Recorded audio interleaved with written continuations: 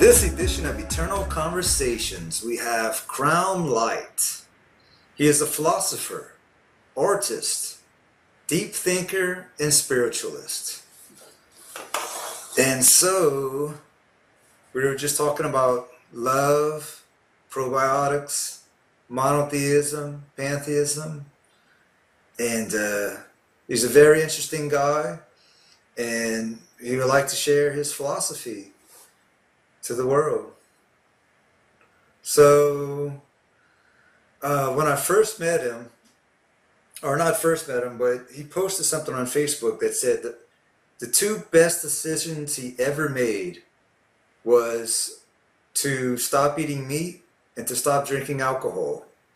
And at the time I was drinking too much alcohol. And so I asked him, how did you do it? And asked him to elaborate on it. So maybe you could do that.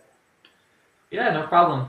So, I mean, like I said to you, I was going to preface this with the statement that, you know, what I have to offer in this sense is not a judgment or an aggression against people that do eat meat or do drink alcohol. It's more so just a personal experience and what, through my observation, these substances, meat and alcohol, actually do to a person's body and psychology.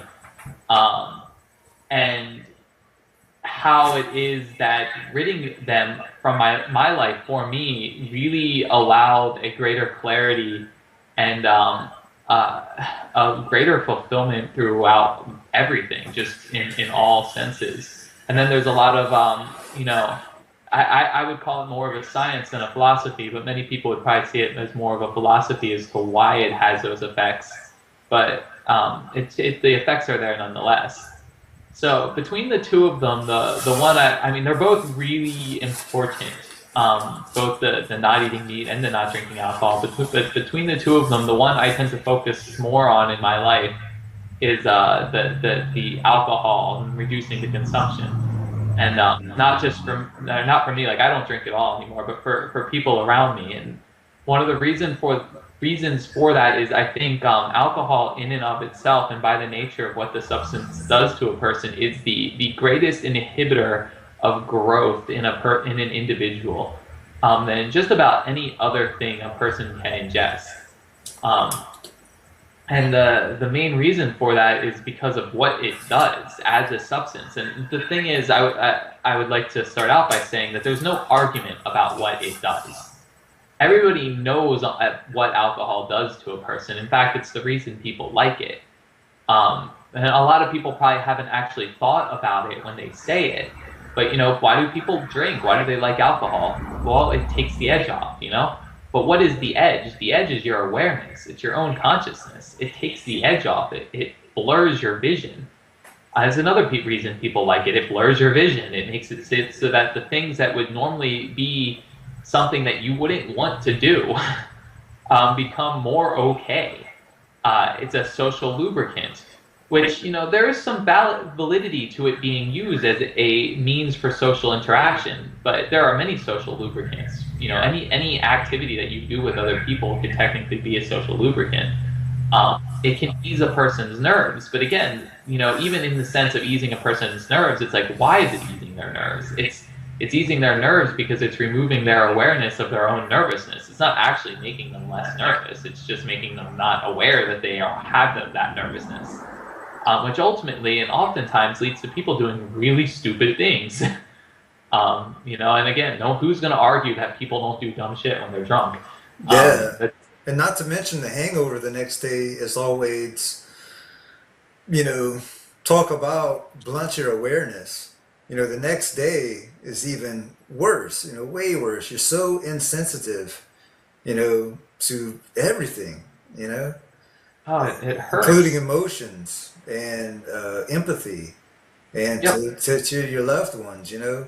You drink the night before, and at first you're having fun, and then after a while you're just totally, you know, you may as well be by yourself, you know, in a cave somewhere. Or even if you are having fun with others, just the repercussions of the blunting effects on your brain the next day and the day after, until you do it, until most people do it again and again and again and again. Mm-hmm. So it's like if a person were to quit drinking alcohol, like the immediate effects, I mean, there are some negative effects to not drinking. The one of which being the world becomes really vivid. Which that in and of itself is not actually a bad thing, but it can be a difficult thing. It's like all of a sudden you really have to actually talk to your mother. Or like you have to acknowledge that your father is hitting you.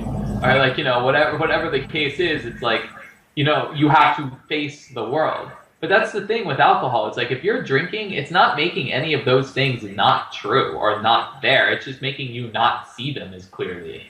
So it's like if someone's beating you or your friends, if you're in an abusive relationship and you get through it because of alcohol, well, the alcohol doesn't make your relationship not abusive.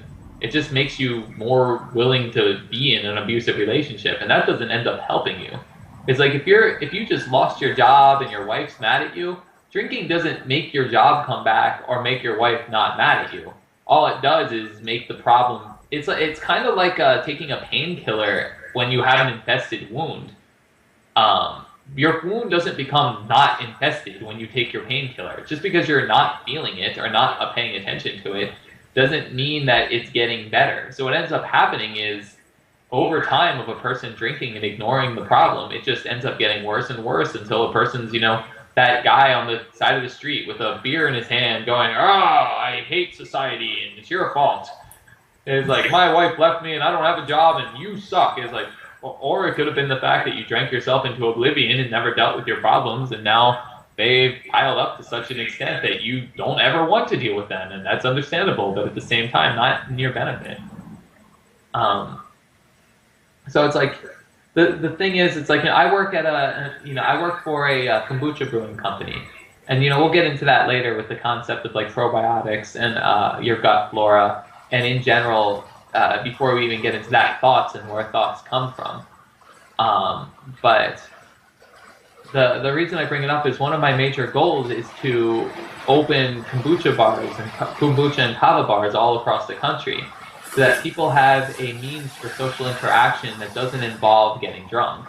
Because I think one of the major reasons people do it, I mean, I know for me, myself, when I was a kid, I started drinking at 13, and I drank fairly heavily up until college. I did it because I was programmed to. It was never one of those things where like kids are innocent. They're gonna do what they think they're supposed to. That's just how we are. Was it in your culture and in your environment? Yeah, of course. It's everywhere. It's on every channel on TV. Drinking's just what you do. What do you do when you get sad? You get drunk. What do you do with your friends? You get drunk. What do you do when you're celebrating? You get drunk. What do you do? What do you do when you're out to dinner with grandparents? You get drunk. Plus, to give you some credit, you also went to college in New Orleans. And why did I go to college in New Orleans? No. You were at Tulane in New Orleans. I mean, come on, man. In New Orleans. But that's why I went to New Orleans, because it was a party school. And why was it considered a party school? I mean, this is from my mom. She's like, well, if I went to college, I would want to go to college in New Orleans. Like that was just the life in existence. That's what's accepted. That's not just what was. That's what is accepted in our society. Yeah. It's like alcohol is just what you do for a fun time. And that's sugar, tobacco, and alcohol. Red meat, sugar, tobacco, and alcohol is the American culture. And it's all bad. All cancerous. Yes, none of those things are actually good for a person's psyche.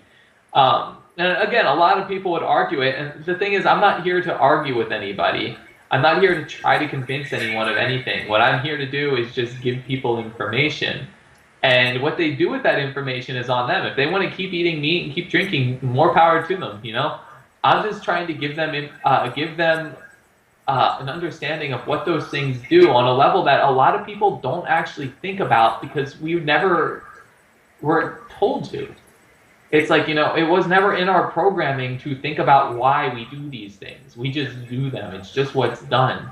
In school, they teach you, meat and dairy for a very long time were just on the food pyramid. If you don't eat those things, you're going to die an unhealthy death because you suck at life, basically. Yeah. And that is entirely not true. Like, that is so far from the truth. I don't even know how to explain it. I mean, you can really get... And grains is being highly questioned these days too. You know. Yeah, gluten. And I mean, yeah, we have to eat something, but you know, Yeah. there's a million ways to go about food. And But why for you? How is alcohol and meat related? you know, it might just be culturally related, but they definitely go hand to hand. I'd say that I'd say that once you start drinking out, it's just once you start thinking in general about what you're doing and your existence, the two things that like immediately come to mind that like if a person's conscious of their own actions, they're probably going to not want to do are meat and alcohol. I mean, cigarettes are up there too, but even that, it's like, you know, if you're I never smoked cigarettes, so that was not an issue. I guarantee you, if I smoked cigarettes and I quit that, it would have been, you know, the top 3 things I stopped doing. And it's like, you know, even smoking ganja, it's like, you know, I'm actually not opposed to people who smoke ganja, how I'll put that. And I think ganja is way less bad for you than a lot of other substances, and in fact, in many ways, even can be good for you, depending on how you're using it, why you're using it, and that sort of thing. It actually has like beneficial properties. Even alcohol has its beneficial properties. It's great for making tinctures, and in super, super, super, super small doses, which nobody takes, it could actually help with anxiety. However, like the level of doses I'm talking about is like a quarter of a shot of something, and that's it, like for an evening. But who takes a quarter of a shot for an evening? And Like, you know, I'm one of those people that once I start drinking, like, I can't just have one or two. I mean, I could force myself to, but I would be miserable. So I grew up being my friends, and my dad was like that, and it's also genetic and cultural too, that it was either all or nothing, you know, binge drink. So just straight up. I was a binge drinker. It was like, one every beer made it a little bit better and better and better and better until finally I didn't even remember the night, and then I wake up the next day, you know, feeling sick, you know. Well, that's exactly my point. It's like, you know, that like what like it, for anyone who is denying anything I'm saying right now, what's the extreme case of alcohol? You forget the entire night. You forget everything. You completely black out. Your consciousness is not even there anymore. Like, you're not Right. even aware. You're basically just acting on primal instincts and old thought patterns. And like who it is you are. It's like, can you even really claim it to be you anymore at that point? If you're not actually conscious, if you're not remembering anything, it's like who's doing what in your body? I mean, Yeah, who's even controlling it anymore? I know. That's why Uh, it's called spirits. I really liked how you said that. Um, so that when we eat meat, most of the meat a lot of the meat comes from a factory. It's not hunted and shot and killed like out in the wild. Like it's um, comes from a factory, and Yeah. in that factory, the animals are full of fear and anxiety because they know that, you know, they see their friends getting killed. They're under extreme conditions. They're confined. They're mistreated. They just know, I believe, that there's something unnatural going on. You know, that they're in an unnatural environment, and they probably have the feeling that they're going to die. You know, Oh, man. I mean, if you watch some of the videos out there on factory farming and what these animals are going through, it's like, you know, it doesn't even need to be intuitive. Like, there's a video of a mother who just gave birth, who's literally like craned up by her hips so she can't walk.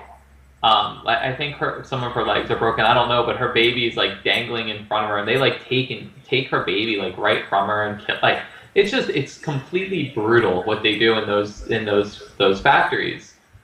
Um, And this is what I mean. It's like, if people were eating meat, like don't like, we have a ton of pigs in Hawaii, and I have no desire to eat meat at all, not even the pigs. But the pigs can be a nuisance. If people are going and hunting pigs and eating that, that's way better for a person's health than eating the crap that they're selling in stores.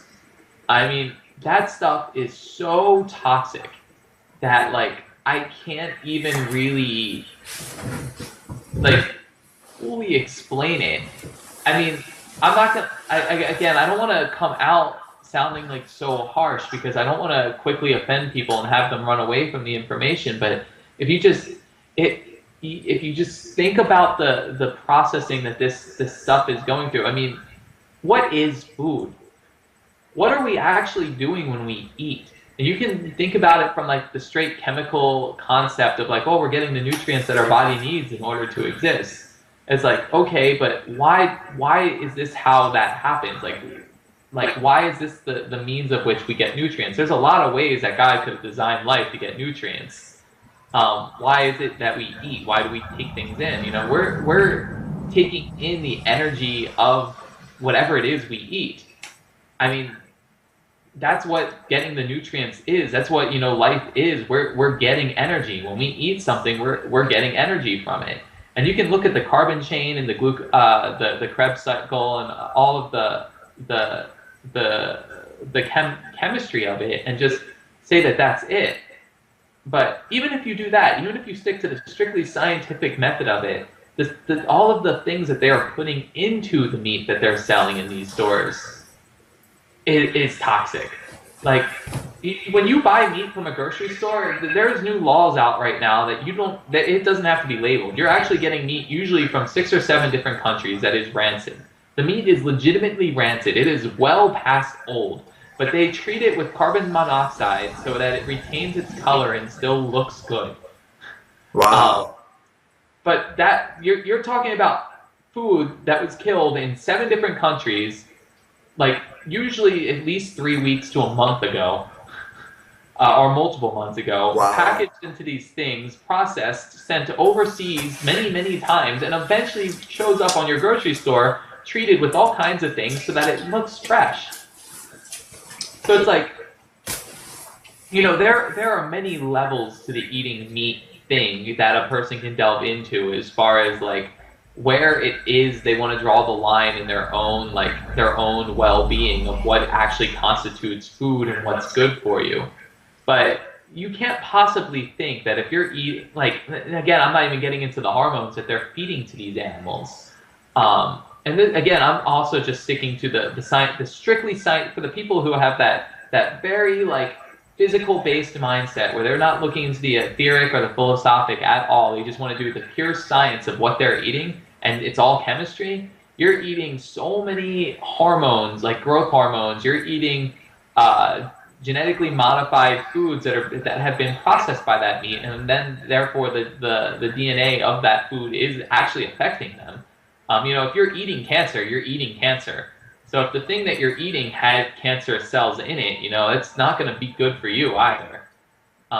You have growth hormones, you have carbon monoxide, you have just really mutated food that people are getting. And I don't understand. I mean, I imagine most people just don't know that that's what they're eating when they eat it. And that is gross. But that's, like I said, that's just the chemistry point. That's for those people who are willing to write off all of the ethical anything about it. So that would be like the first level of like, oh, whoa, I don't want to eat meat that is rancid, that's been treated with carbon monoxide to make it appear fresh. And maybe even be like sterilized because of the carbon monoxide. So yeah, like I said, that's like the first level of like the chain of like ridiculousness. The second level would be actual just ethics. It's like they're torturing food. I don't support torturing other consciousness. Now, there's a lot of people who take the argument up, the Catholic argument, that all the animals on this planet were placed here for human use, so they're ours to use. But even if that was true, and again, I don't want to say anyone's wrong in their thinking. So even if that was true, even if that entire concept was true, if something is yours, shouldn't you treat it nicely? Like, you know, if I have something, like, you know, if I have a brother or a sister or a friend, they're my friend. Does that mean I should beat the crap out of them and take advantage of them at every instance and then, you know, expect them to still nourish my soul or nourish my body or, give me something? It's like, no, even if something is yours to use, you want to respect it. You want to treat it with honor. You want to appreciate it. You know, I have respect for all life, including plants, and I think that plants have consciousness. I once had a revelation meditating by a waterfall, and the plants and the rocks communicated to me. They grew faces, and they communicated to me. Each leaf had a face, and each rock had a face, like not a specific face, but like a pointed awareness to me. And they said that they were just as aware of me as I am of them, and they were just as aware of me as I am of them. So when I came out of that revelation, I was like, wow. I was like, that was strange. It's something I never thought of before. That's all. And yeah, then I saw this documentary, The Secret Life of Plants, yeah, I know that. where the guy hooked up lie detector equipment to plants and killed other plants in a nearby room. And the plants would have an actual response. And then in another experiment, he dropped shrimp into boiling water and left the room, went to the other side of the city to make sure that there was no interference whatsoever. And it was placed on a time robot arm, and when the robot arm poured the shrimp into the boiling water, the plant in the next room started freaking out and responding, and on EEG type equipment, Yeah, with the ink and the needle. Um, they did lots of other experiments where plants were freaking out about other plants being chopped up, just even a head of lettuce, or other plants being. It's kind of a little while since I studied this, but other plants being chopped up in nearby rooms in the same room. Then there's another documentary called "What Plants Talk About" on Netflix, and it talks about the underground root system and how plants communicate to each other the health of other plants. oh yeah. Uh, and and I saw that after the fact, and I was like, wow. So that revelation was real and true, and it got to a point where I got so sensitive to plants having another revelation or two, uh, that I even felt bad cutting the grass. You Let's know? see, I'm really glad you brought that up because this is another common argument people will use when it comes to eating. However, the major thing to point out is it's not. I agree with you completely that there's consciousness within all these things. But the major point of question is how, and this is something that is clear once you start looking at it. But consciousness does not flow the same way through all organisms. Consciousness exists very differently in very different species, and the easiest way to look at this would be hive mind in insects. Um, if you look at an ant colony, the queen is essentially the consciousness of that colony.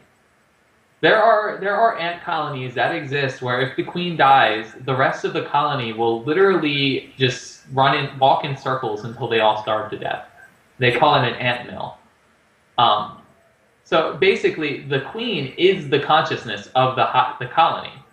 If you kill the little mini ants in the colony, you're doing damage to the colony, but it's like killing skin cells on an entity. You're not actually hurting the entity.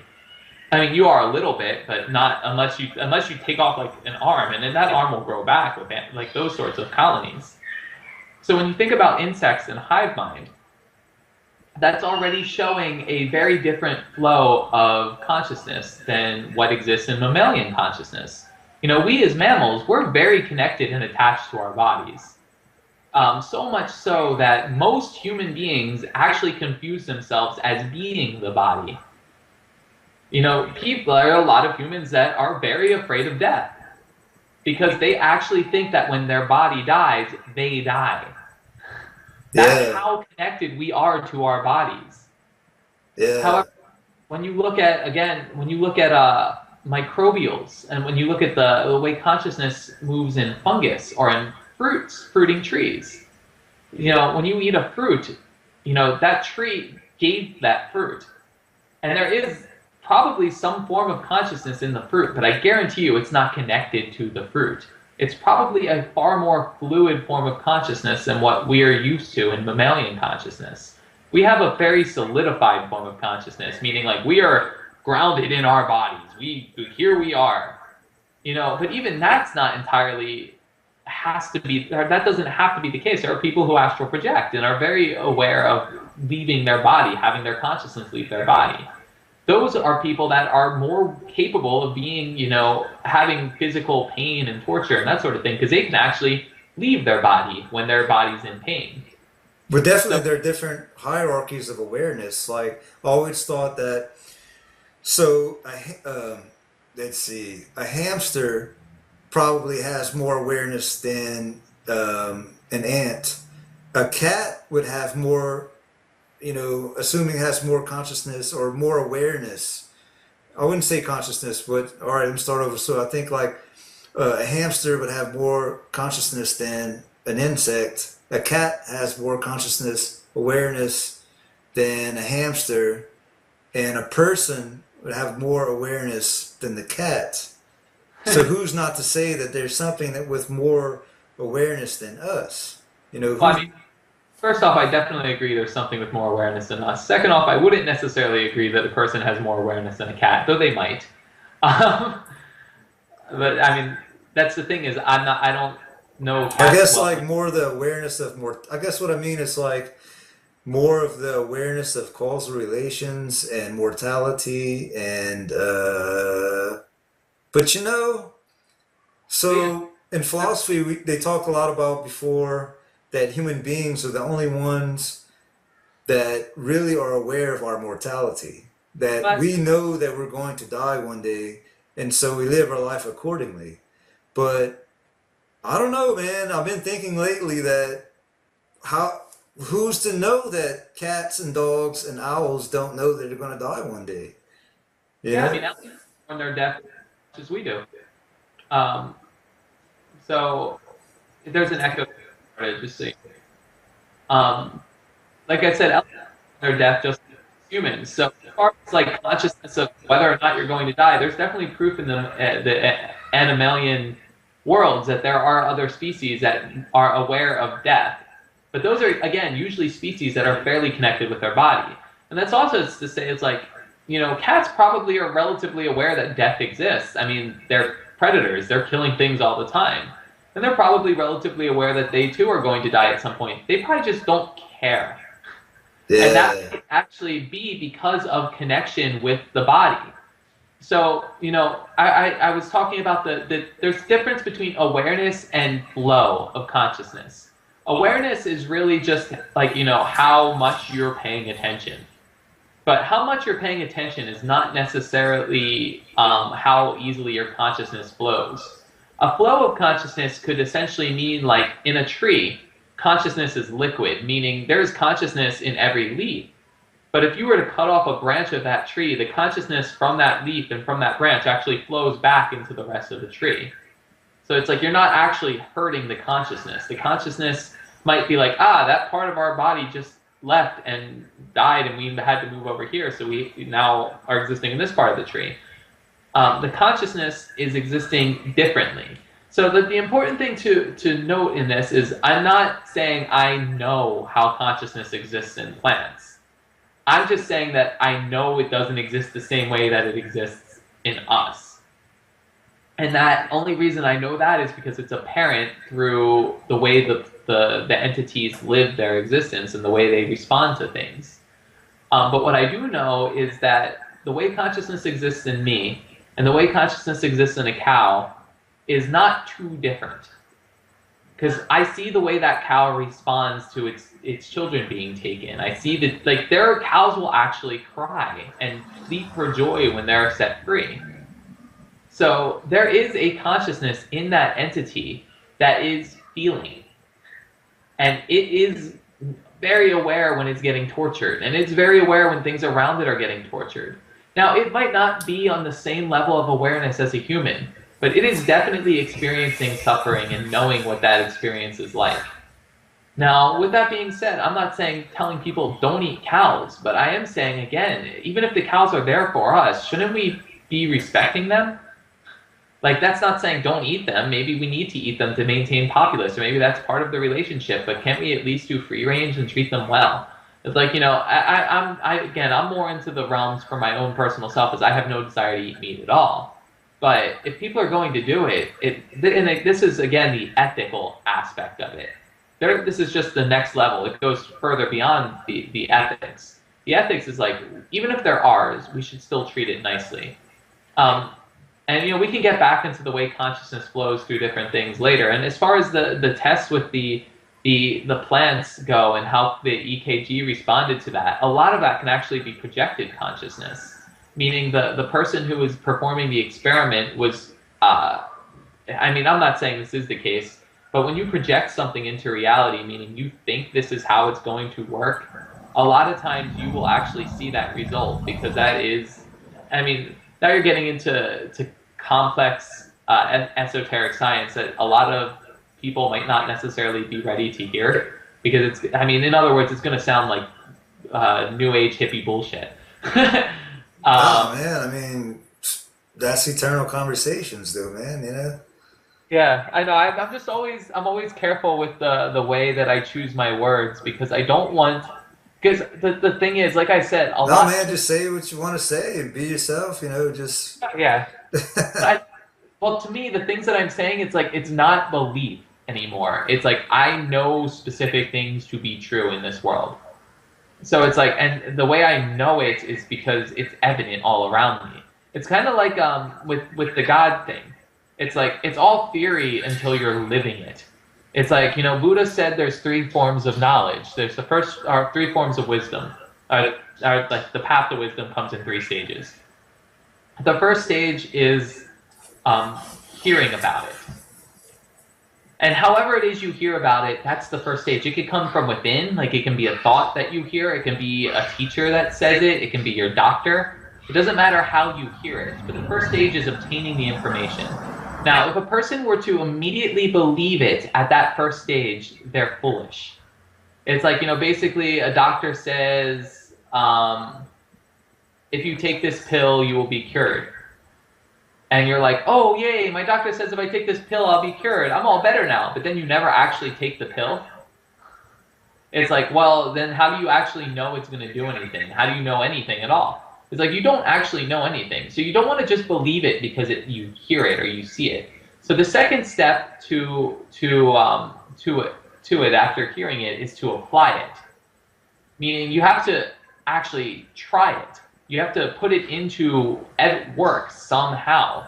You have to, like, you know, give it a try. So it's like, for example, I'm talking about this meat thing, and people are hearing it. If anyone just believes me after hearing it, that's somewhat foolish. The second step would be try it. Put it into application. Now, even that, if you just believe me the moment after you put it into application, that's equally foolish. What if it's not working? You shouldn't believe me if you put it into application and it doesn't work. You shouldn't try to justify it. You shouldn't say, well, he said it's going to work and I tried it, therefore it must be working. No. There's a third step to it, and that's the final step, and that's experiential. And until a person actually experiences it, it's not real wisdom. Until a person experiences it within their life and they see it, it's all hearsay. So, you know, when I talk about quitting drinking alcohol, when I talk about quitting eating meat, when I talk about the effects that those things have, I'm giving information. And then I'm explaining ways that it can be tested. And I'm giving probable results within a person's reality. And if a person wanted to try it, just to see what would happen, they can experience those results for themselves. And once they do, then all of a sudden it becomes factual for them. And it's not something that you can be really argued with. But it's not like someone can go up to somebody who is holding a crystal and say, "You're not holding a crystal." It's like, that person's just going to look at you and be like, "Yes, I am." And they can even be like philosophical about it, be like, "But how do you know you're not just a brain in a vat with electrodes making you think you're holding a crystal?" And the person can respond philosophically and be like, "Well, that actually is completely irrelevant, because even if I am a brain in a vat that's thinking I'm holding the crystal, the part of me that is thinking I'm holding it is actually holding it in its thoughts. And therefore, since it believes it to be, it is. So I am still holding a crystal." So it's like, even in that essence of like the foolishness, it's like once it's experienced, it's true. Like once the person knows it to be true, there it is. But even in that, you have to be careful, because belief creates reality. So you have to make sure that in your experience, you're being non-biased. Because a lot of people will experience something, but in their own belief structure, because it's kind of like you were talking about the placebo effect earlier. Well, if a person's experiencing something, but they want to see a result different than what they're getting, a lot of times they will see that result, even though that's not what the experience is actually showing them. It's kind of like in a lot of science data, a lot of, not science, but studies that are done. For some reason, the people who are funding the study tend to oftentimes get the results that they want. Yeah, Science. definitely. Or there's observer bias. Yeah. Like you were saying, like, there's observer bias. There's all kind of different biases within the scientific community, within the psychological community in particular, within the academic sphere, publications of all sorts. But I think that, though, that you had a very logical and reasonable explanation for not eating meat, especially the type of eating meat that we're used to. So, all right, say there are pigs, cows, and chickens living in this anxiety-ridden, violent environment, and they're experiencing all of these emotions of anxiety and fear, uh, and misunderstanding, and so they're killed in that moment, killed, packaged, and then we consume that meat that is full of those negative hormones, you know, fear and anxiety, uh, for example, and we consume that meat, and then it is processed through us, and it incorporates and becomes a part of our emotional system. Uh, and the limbic system is nowadays studied to nowadays study the limbic system is where a lot of cancers originate, like emotional trauma, emotional disorders, emotional trauma, the non-processing of negative emotions. And so we're already having these negative emotions coming from the media, and in particular, places like the media, and more globalization, more, hearing about rapes and murders and ISIS and this and that and beheadings and all this stuff. True terror. Yeah. Every day, don't go outside, you'll get raped, you'll get murdered, ISIS is all over, terrorists are all over, Why media is the real terrorists right now? definitely. But so we already have all this incoming negative information, information that our brains are not designed to really handle, because our brains are actually still very similar to the Homo sapiens who lived 50,000 years ago. So, and the internet is only what, 15 years, 20 years, it's been around like mainly 20 years, like and so with the media, with the internet, we get mass media, even more mass media. We get cherry picking. I'm coming back to the eating meat, but we're getting cherry picking of information. So uh, before, in the past, when there was a tragedy of some sort or something really bad going down, they had to send a news crew in a van, like with these big heavy cameras, to the scene to film and record it. Now everybody, including kids, have a camcorder and a camera in their pocket, you know, cell phones. So it's like anybody, so say a man can now film some man, someone in Brazil can film some man beating his wife or something, you know, and that becomes news, you know, whereas before it would have never been shown because, you know, a news crew wouldn't have gone out there just to see such a thing. So basically, everyone has cameras and camcorders in their pockets now, and so there's more information to be cherry picked, and so that is what is the violence is not new. The cameras are new. So the thing is, we have all this going on these days. Then we have more people on the planet now than ever, and so I could be wrong. I'm just thinking, you know, I'm not wanting to sound negative, but I'm just trying to figure out like how this is all coming about, and how eating meat, particularly the meat that is farmed and farmed in factories, is so bad for us. So we have everyone now, they're cherry picking the worst of the worst information, and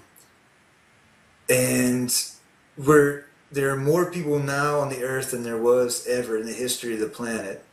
And so with more people, they're resorting to factorizing and farming and factorizing more and more animals to feed the populace that no longer hunts, because we're now living in more urban environments. Most people, or a lot of people, or at least, where you buy your food from Walmart or, you know, stores packaged already.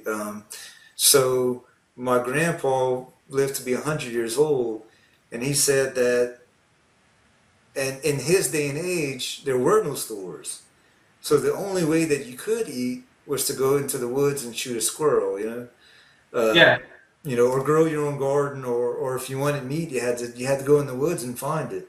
But now people are so disconnected from that, and there's more people, more than ever, and so they're having to, or they think that they're having to at least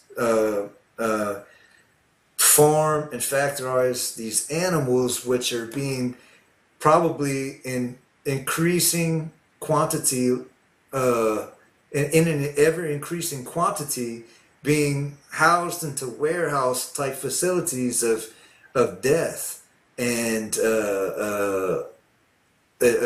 anxiety, you know, almost like to Texas Chainsaw Massacre proportions, I'm imagining, you know. You know, And I wish it was that simple. and, So and I wish it was just that like the factories are trying to meet the demand, and that's why it's like that everywhere. But you know, if you actually, I mean, first off, you have to talk about the way these factories cover up their operations. Like, you know, it is actually illegal to bring a camera into a factory farming facility now. They are completely and utterly not allowing, like, they don't want anybody to know what they're doing. And then so with some of the cameras that have been brought in there, some of the employees, they're actually shown like beating and torturing the animals like in excess to what they're already experiencing. Like people taking chickens and like pulling feathers off them just because, and like smacking them around. Oh, I wanted to mention that there is a difference in conscious flow between the aviaries and the mammalians. So putting chickens, pigs, and cows all in the same group is different, because there is definitely a different flow of consciousness within birds as there is in mammals. I'm not trying to justify or ratify eating any of it, but I would say that there is a difference between eating chicken and fish, for example, than there is in eating like cows and pigs. What that difference is, I can't say for certain. I personally choose not to eat any of it. However, I think there are varying levels of suffering that consciousness is overall being experienced with the different species. Like, for example, I think it's probably less heinous of an experience for consciousness, the totality of consciousness, for a chicken to be killed than it is probably for, say, a cow to be killed. And that, again, has to do with the level of the amount of awareness within that particular animal, in addition to the way consciousness flows in that species. However, I'm not justifying or ratifying doing it either. Like I said, I personally don't eat any meat. I also don't do dairy. But for people who are going through that process, I think being a pescatarian, meaning just fish and chicken, is way healthier than being a full-on meat eater.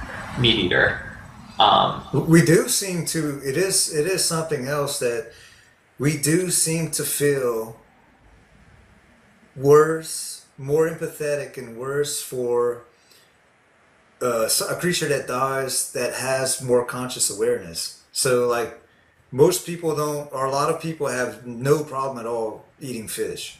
You know, killing fish and eating a fish, or killing an insect would be an even better example.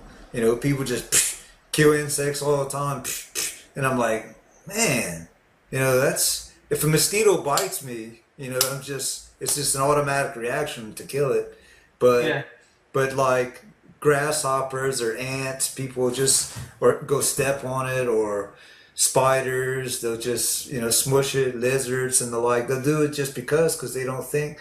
But that's not what I meant. What I meant is that people seem to feel worse about the more consciousness, the more conscious a creature is, the worse we feel. So we feel, like you're saying, we feel less bad for an insect, we feel less bad for a fish or a bird, but we feel worse for like a cat or a dog, But I think or worse for a person, and worse for a person.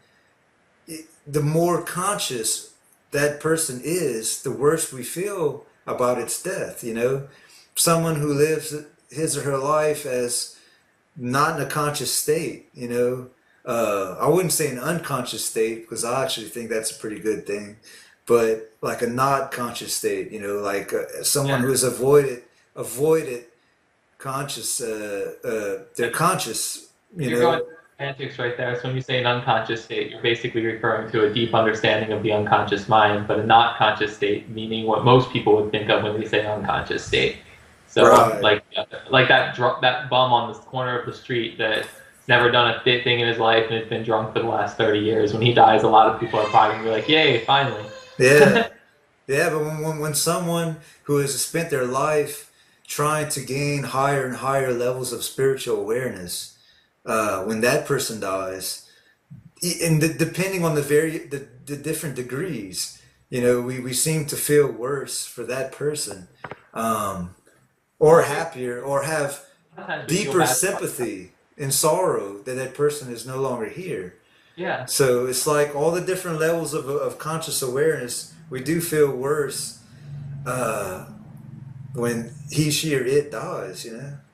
That's probably I've because noticed that, something I've not noticed before, too. I was going to say it's probably because on a lot of levels we're intrinsically aware of the flow of consciousness within those different species, as I was talking about earlier. So it's like, with hive mind, when we talk about like that ant and that ant colony, there's really only one consciousness within that entire ant colony, and that's mostly residing within the queen. If you kill the entire colony, a person might feel a little bad, but even still, it's going to be more segregated than like with a person. But that's also because of egoic nature. However, when you look at insects, I think insects are a fantastic example of this. I don't actually think the consciousness with not like ants, but like mosquitoes or crickets. I don't actually think the consciousness of those insects is existing within the being at all. Like even a little bit. I think it's basically like the consciousness is essentially like a radio frequency. It's existing outside of the body and it is affecting an entire colony. Just like with hive mind, except with hive mind we can relate it to a queen that's putting out pheromones. And the pheromones are what everything's following. But if you go even an even deeper level than that, I'm talking about a frequency interaction. There's literally like a radio, like an electronic or electromagnetic frequency or wavelength that is is the consciousness. It is the uniting consciousness that is connecting all of the beings of that species, or at least of that species in that area. It's But like, do you why think do, insects? Huh? do you think that that could be the same for humans? I think it is on some level, except with humans, this is where you get into the conscious, the subconscious, and the unconscious mind. However, with humans, we're very unaware of it. And because we're unaware of it, we're connected with the body, and therefore pain is a more realistic experience than when we have it. It's like, it's like, I think if you kill a cricket, that individual cricket is not really feeling pain. However, I think the consciousness that is connecting all of them will feel the pain of that loss of that cricket, but it's not that big of a deal. It's kind of like, I said earlier, it's like losing a skin cell. And I think this is specifically true with mosquitoes and things like of that nature. That if you have a swarm of mosquitoes, that consciousness of that swarm is in the swarm. It's not an individual mosquito. It doesn't care if you kill 1, 3, 5, 7 of them. It doesn't matter because it has millions. It's like you can also relate to like the Borg in Star Trek.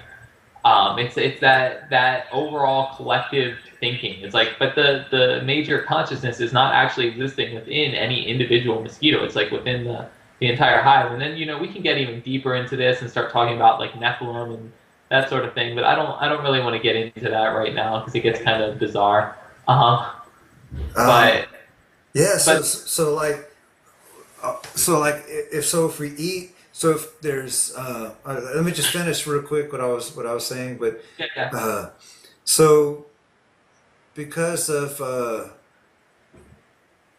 there being more people on the earth than there ever were before, and so maybe the factories feel a need, or at least trying to capitalize on the situation, or at least trying to capitalize on the situation would probably be the better thing than maybe like they feel like they're having to uh, warehouse, farm, and all of these animals into these, just process them, hurry up, let them be born, shoot them up with steroids, grow them as fast as they can, and kill them and have them on the shelves by next week, you know. And There are so, but the animals are still have within them, with their minds and consciousness, uh, the freedom, like according to their brains, they are still living in nature, or should be, but they're not. So they feel like they're in a very unnatural circumstance, and they see death, and they see, um, they feel anxiety and fear and confusion because they know they're in an unnatural circumstance. Some of the same could be happening to human beings, where our brains are not much different structurally and size wise from Homo sapiens 50,000 years ago. And so we're being bombarded with more and more information, a lot of it particularly negative. But so if we have these animals that are being mass produced to feed a larger production of people, but they're under fear and anxiety circumstances. But it is very logical and reasonable to think that if they're feeling all of these negative emotions and they're killed, and then we eat and consume these animals, and then we process those fear and anxiety hormones uh, in combination with the steroids, then then we are what we eat, and that becomes us. And uh, and so the limbic system is being more and more understood to be a major causer of cancer. And that's why sometimes psychedelics such as ayahuasca actually cure cancer for some people. It's not because it's a miracle that makes it just go away. It's because, well, maybe not, but it's because they are truly processing the trauma that some people are truly processing and dealing with the trauma they experienced in their lives, and they're not drinking anymore and trying to, put a band-aid on a bullet wound. They're really processing the information truly 1000%. And so it passes through their limbic system and their blockages are no longer there. And so it allows the cancer to go away or stop growing. Yeah. I mean, I would say that's fairly accurate. In fact, ayahuasca was a major tool for me in quitting both alcohol and eating meat. I quit originally, like my decision to quit them both. Like I had actually struggled with quitting alcohol for a couple of years. I realized, like, I remember the day I realized it. I mean, I started realizing it slowly, where it was like, basically I came to the conclusion that I didn't actually like drinking very much. It was just like, I just was thinking about it. It's like, I don't know why I do this. It was like kind of like this weird fog over my mind for a while. It's like, I don't know why I do this. Like, I couldn't think of any actual reasons to do it aside from the fact that my friends did it and it's just what we did. But, one day I remember I didn't really want to drink that night, but my friends convinced me to, and I ended up getting really drunk, and I was just so miserable. Like, by the end of the night, I was like, basically, I was just in tears thinking about how much I hated drinking. And like, why I had no idea why I was doing this to myself. And it was like at that point I really started like going, I'm not drinking anymore, and started quitting. So like, I'd still go and hang out with all my quote unquote friends at the time, because it's just the crowd I was a part of. And they would play beer pong and I would just use juice. So I would be playing beer pong, but I would drink juice instead, just like do juice pong, because I still wanted to engage in the social activities. But, the peer pressure was consistently there to drink, to be a part of it. And it, for a good while, I had quit. But after a long time, every once in a while, I was like, I keep getting brought in a little bit. Like, I'd have a little, and then I would end up being miserable. And it was actually like, after having been like going in and out of the quitting routine for about 2 years, there was 1 week where I was like, literally like laying on the floor outside the bathroom, like plastered, and I felt so sick, and every once in a while I would like manage to like get up and go vomit in the toilet, and I'd just like lay back down on the tiles. It was actually a week later that I took ayahuasca for my first time. And during this time I was also going through the quitting meat thing. I had gone vegan. I went straight. First I quit high fructose corn syrup, and then I just quit meat and dairy altogether. And I went straight vegan, or vegan, because I could always still do honey. But I went straight vegan for 9 months, like right away. And it was actually right around the same time that I was telling you about that I was really craving a cheesesteak. I couldn't get the craving for a cheesesteak out of my mind. So after 9 months of being vegan, I just gave in. Again, peer pressure all around me. I was in a crowd of people that eating meat and drinking was just what was done. So eventually I just gave in and started eating meat again. I got a cheesesteak, and it was delicious for me at that time. It was what I've been craving for like months. But I still, it was just, it's kind of like what you're saying, gut flora, and all my old thought patterns were still present. I still had all of that living within me, all of that old patterns of existence, the parts of myself that still craved eating meat. It's like, I'm not the one that's craving eating meat. It's not even my body that's craving eating meat. It's things that are living in my body that are craving eating meat. It's things that are connected to my gut flora, like little bacteria and microbes. Those are the things that are craving eating meat, not me. It was never me that craved the meat. I wasn't craving the cheesesteak. Things living in me were craving the cheesesteak. And you want to get into the esoteric, thought patterns were craving the cheesesteak. Specific ways of thinking and being craved it, but it was never me. But anyway, I went back to eating meat and dairy, and about a week after that time I told you about, where I was passed out on the floor, not passed out, but like really not in a good state, a week later was my first time taking ayahuasca. And, I never recommend to anybody taking it the way I took it. I had no idea what I was getting into. I just basically, read about this hallucinogen that was semi-legal, and I was able to order the psychotree of viridis, which is the DMT-containing component, online. So I ordered a bag of that, and I've literally been carrying it around with me for about 2 years. I just never got to brewing the ayahuasca. I never got the other component, but I finally ordered it. I got some, I forget what it's called, but I got the seeds. I didn't get the actual root that's usually used in ayahuasca. But I got the seeds, and I brewed it. Syrian rue seeds. Yeah, Syrian rue. Thank you. Yeah. So I got Syrian rue, and I made what's called an anahuasca, which is an analog of ayahuasca, using Syrian rue and the psychotree of Viridis, which is chacruna. And I cooked it for 6 hours, which is very minimal. Like really, when you make ayahuasca, you should be cooking it for like a day to 3 days. Like it should be a long process. And when I was done, I boiled what was a giant pot of water and leaves and seeds down to a water bottle. There's one water bottle full of this stuff. And I took one shot of it. And it was as thick as mud. Again, I didn't make it right. I took 1 ounce of this mud. And it literally it was mud. I'm trying to think of how to really actually describe what it looked like, but it's just mud. It wasn't liquid. It was a semi-solid liquid. But I took 1 ounce of it, and I was like, I had read up on it a little bit, so I was expecting the purging and the being sick and everything.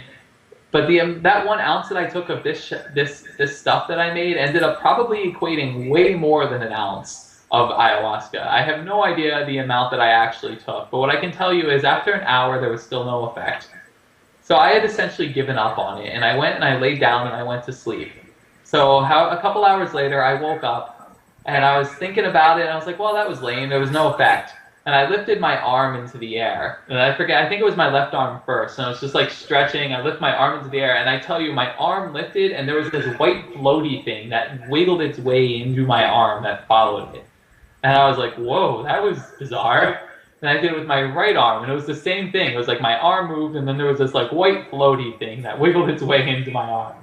And I was, again, really put off, like, that was cool. So I started, like, just waving my arms back and forth, and the whole same thing was happening both times. White floaty things following my arms and eventually finding their way into it.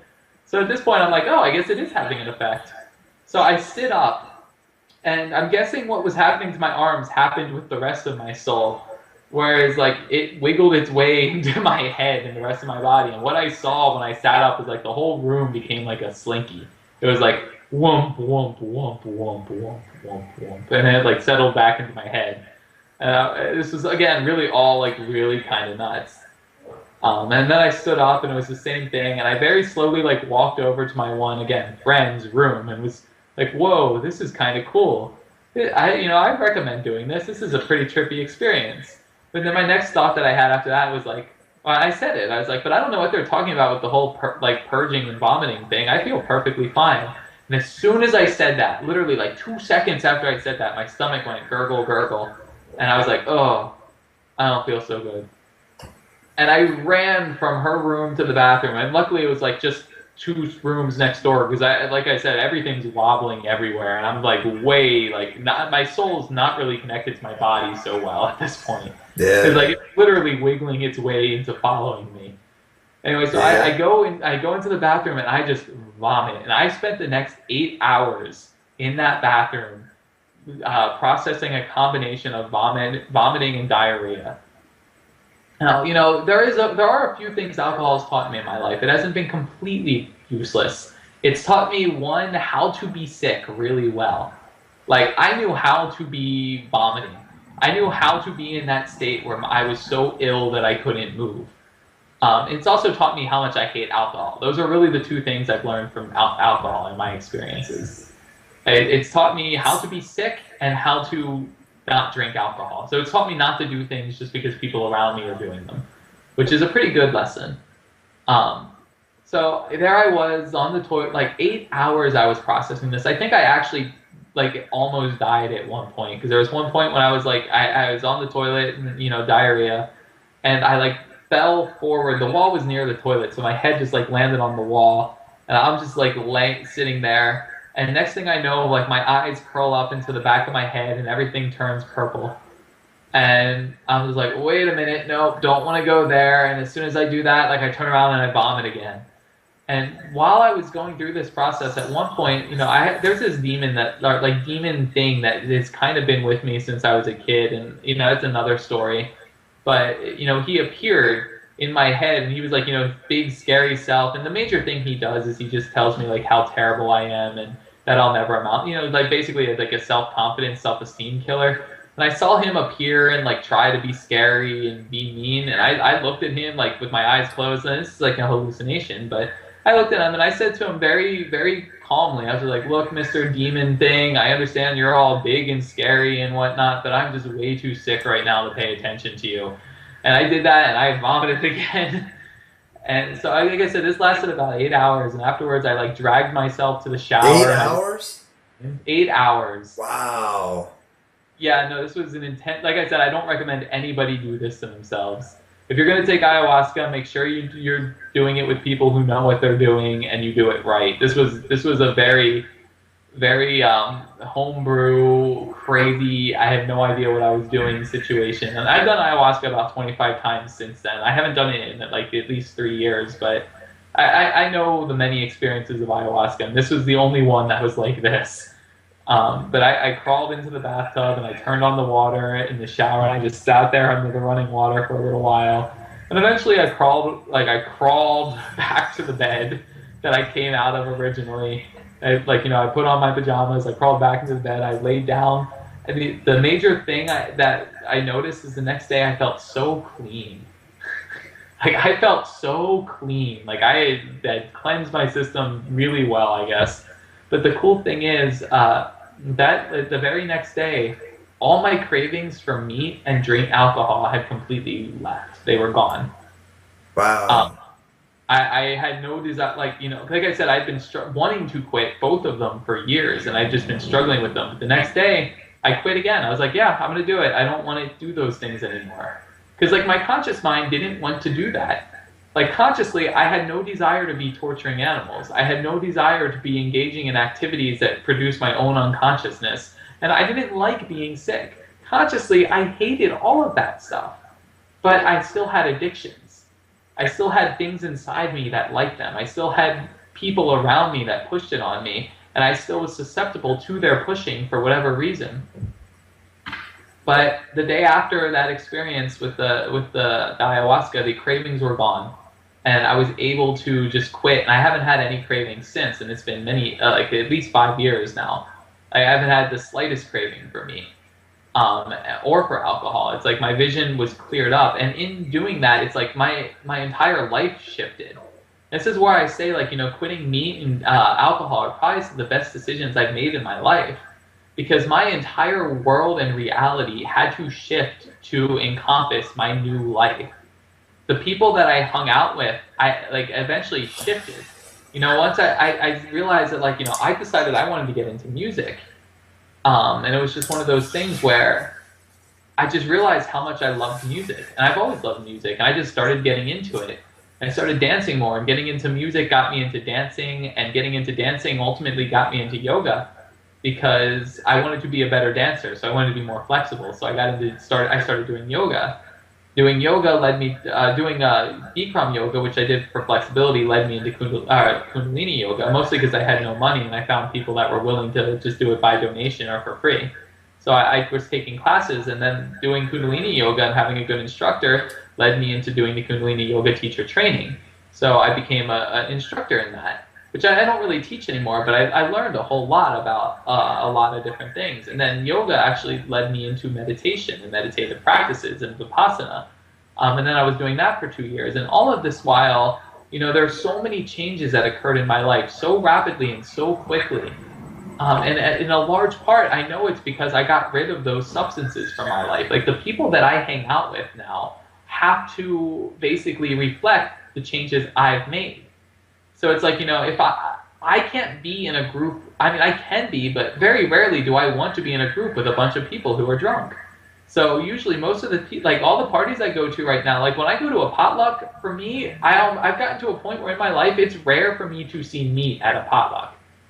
Just because most of the people I I know totally agree. If I'm not drinking, if I'm sober, I can't really stand being around drunk people, unless I'm drinking to Um, yeah, I can't. It's hard for me to be around drunk people while I'm sober. You know. Well, there's no real fun. I mean, to put it plainly, drunk people are stupid. I can be around right. I can be around people. I could be around people on drugs, say, or high, or tripping on something, and have no problem with that because they're not being stupid. You know. Yeah, well, usually when people are high, I mean, high people can be annoying, but they're usually not so bad. They're usually still, I mean, they're usually just chill, like Quiet. really chill. Yeah, quiet, not loud and obnoxious, and loud and obnoxious. Like a lot of drunk people are. I mean, you can generally sum up a drunk person by picturing somebody with one eye half closed and the other eye three-quarters closed, and then screaming the word poop as loud as they can. That's basically what being drunk is. It's like you're just so unconscious and you're acting on like that part of self that's almost infantile and primal that just like The reptilian brain. yeah, well, and it's like I want to be able to talk about poop and not feel bad about it, so I'm going to poop, ha ha ha, and then everyone's laughing about it, and it's just so freaking stupid. Yeah. It's like if you want to, there's no intellectualness in that, and it's like there's no intellectualness even in like just the sexual relationship, and it's like even when you gets down to that, which like a lot of people drink ultimately just because they want to get laid. A lot of people drink so that they can blame alcohol for getting laid or for sleeping with someone they wouldn't normally sleep with. But it's like even in that instance, what are we really trying to satisfy?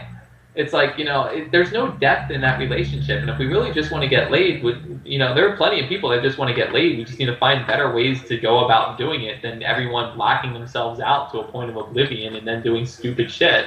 I mean, at that point, it's not even really a good experience. I'm sure a lot of people have had drunk sex that was absolutely terrible. And it's like, are they really satisfying anything at that point? It's like, I had a friend in college, I'm not going to say her name, but she was once sharing one of her sexual experiences, and it was absolutely disgusting. She was talking about, like, her and this guy, and they were, like, vomiting on each other, and it's like, this was...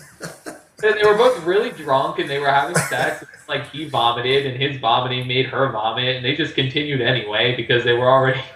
Oh my god! And it's like this. Like the thing is, it's like I hate to say it, but there are probably going to be if I don't know what your audience is like, but there will be people that listen to this that'll be like, yeah, I can relate with that. Yeah, and like, most of the time, wind up in regret the next day too. With the person you slept with, or how uncareful you have been, or I'm willing to bet there are. Let's see. Let me take a guess. I mean, it's possible that 50% of the Earth's population of human beings are only here because of drunk sex. It's a good chance. And I mean, honestly, I think that in and of itself is part of the problems with the population issue, and also with the really like the empathy issue. Everything. Because you end up with dysfunctional households that way, and you end up with a dysfunctional household. You end up with dysfunctional people, and you have dysfunctional people, and then everything sucks. Yeah. So it's like if someone is accidentally came into someone's life, then I don't know, and then and then you're bound to this person for life because of a one night stand, and that really must just be a huge, massive pool of negativity, Oh, there's a lot of karma. I mean, you can say it that way. There's a lot of shit that's getting worked out. But, we as people, we have the option and the choice to not put ourselves into these situations. Like, we don't have to do that. But the thing is, we have to wake up our own consciousness to even be aware enough to realize things we want to do. And that's one of the things with alcohol that's so challenging. Is like, when I describe drugs, I can personify them pretty well. Like, heroin. Heroin is like that really sexy lady with a whip and with like blades, and she's looking at you and she's freaking hot, but she looks at you and she says, I'm going to destroy your life. And she doesn't lie to you about it. She's pretty blunt. She's like, yep. She's like, I'm going to destroy your life and you're going to love it. That's what she says to you. And, you know, people are like, yep, that's heroin. You know, there she is. She's fucking sexy and seductive, but she's scary and she doesn't lie to you. She lets you know right off the bat that she's going to make your life a living hell. Like, there's no secrets with heroin. There she is. Alcohol. Alcohol is like that friend of yours that isn't really your friend. But he really makes you believe that he's your friend. He's the one that kind of like, you know, alcohol is the one that'll point at heroin and be like, hey man, isn't she hot? God, you don't want anything to do with her. She is so bad for you, but man, she's hot. I'm sure she's great too. I'm sure she's so good, but you shouldn't touch her because that'll be really bad for you. And wow, look at her. So it's like, you know, basically like that friend of yours that's saying you should do that, but don't do that. Yeah. I understand why you did it. And then he's there for you afterwards going, oh man, why did you do that? I told you not to. Oh, you're so dumb sometimes. Well, it's okay. I still love you, brother. I know that you did that really stupid thing, but she was good, right? You really shouldn't have done that, but at least she was good. There's something good about it, and we all make our mistakes. I still love you as you are. So he's like that false comfort that's there for you after you make your mistake that he's pretty much responsible for you making in the first place, except he always makes, like, you notice that people who are consistent drunks, they always have really low self-esteem. Like to me, alcohol is a substitute for love. Yeah, well, it's that false friend.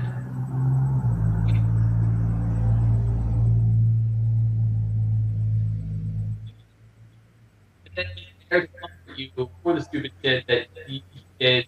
I mean, it's just this repeating cycle. It's like alcohol is in and of itself a downward spiral. It's like I'm actually less against heroin than I am alcohol because heroin's honest with how it's gonna fuck your life up. Alcohol is the sex, like, devious and like it's like a lying douche. Yeah. So that's the thing. It's like I'm really the hardest part about it is that, like I said, the thing that alcohol does is it takes away a person's consciousness. It blurs their vision. It blurs their vision to what it does to them. So it's like it's really hard to even convince a person to stop drinking because their vision is so blurred as to what drinking is doing. They're like not even seeing the effects of it on themselves. They're still convinced that this guy is really their friend. This like, you know, he's like, no man, he's a good guy. He told me not to do it. He really did. He was there. He said I shouldn't do that heroin shit, but I just couldn't help. You know, I couldn't help myself. It's my fault. It wasn't his fault. You know, that's alcohol. He's like that asshole that's consistently making you fuck yourself over and then making you feel like an asshole for fucking yourself over. Yeah. You know, my language, I don't know the age range of this, and I can be kind of crude with my words, but... No, it's cool, man. You know, mostly adults, really, you know. Hey, give me 1 sec. I'm gonna pop the light on. But, you know, that's the thing. So it's like, you know, with alcohol, the major thing I'd recommend for people is just quit drinking for a month and just watch life without it. You know, do a 30-day challenge. See how your life evolves without it. See, like, pay attention to the people you hang out with and see, like, if they actually have any merit when you're sober. And it's like, that's the thing. It's like when I stopped drinking, the people I hung out with, my entire life shifted. And I'm okay with that. When I look at my previous life, when I look at like all the people I used to know, it's like I still love and appreciate them for being there when I was there. But I'm really glad that I'm not there anymore. And I'm glad I know the people that I know now, and I've kind of, you know, moved away from them. And it's not to say that, like, you know, I'm mad at them for existing or they did anything wrong, and I still appreciate them. Do you still keep in contact with them sometimes? Not really. Honestly, I've deleted my old Facebook. I have a whole new, different one, and I've gone back to my old one and kind of refriended some people. But, like, you know, I said a lot during my talk when I was talking about the people I used to know. I would call them friends. Yeah. Because the truth of the matter is, none of us really knew each other. It's like we were just a bunch of people that were hanging out with each other because... The only thing you had in common was drinking, maybe. Drinking or college or just being there. Like, they were people that were there with me in that part of my life, but I don't really know how close we actually were. So this is a question I have too: is have you been tempted in the past, say, few years to eat meat or drink alcohol? Nope, Like, not. do you ever have uh, that feeling like, I wonder what it would be like to drink alcohol, and I wonder if I could just drink too and be okay with that? Nope. No. Completely gone. There's absolutely zero desire within me to touch either of those substances. And I mean, ultimately, what it comes down to is just like what they like. That thing you just said. It's like, I wonder if I could just have one or two. Well, for me, if that thought would exist, it would immediately be followed up with the thought of why. Yeah. What purpose would that serve? And like, there might be the thought of like, well, it might feel good or I like it. It's like, but do I really? Like, do I really like it? Is there any benefit to this at all? Is it like, do I really like the taste? It's like, no, honestly, I don't even really like the taste. It's just something I've convinced myself that I like because I want to be able to drink it. Well, do I like the effect? No, I don't like the effect. Well, do I like the fact that I can hang out with that guy who's doing it when he's doing it? It's like, well, I kind of like the ability to fit in, but ultimately, do I really want to fit in with that energy? I mean, he's just getting uglier and uglier with every sip he takes. Do I really want to go along with that? No, I don't. It's like, that ultimately, the truth of what I'm doing has overridden all false programming that I've convinced myself as to why I would do it. It's like, if somebody says, here, do you want, like, the other day I was eating a soup that my wife made, and I'm eating it, and I all of a sudden just thought of a weasel in my soup. And I was just like, that's gross. And clearly there's not a weasel in my soup. It was like rice, beans, and potatoes, and, like spices and lentils, and it was good. But, I'm eating the soup, and for some reason that just popped into my mind of like there being a weasel in my soup.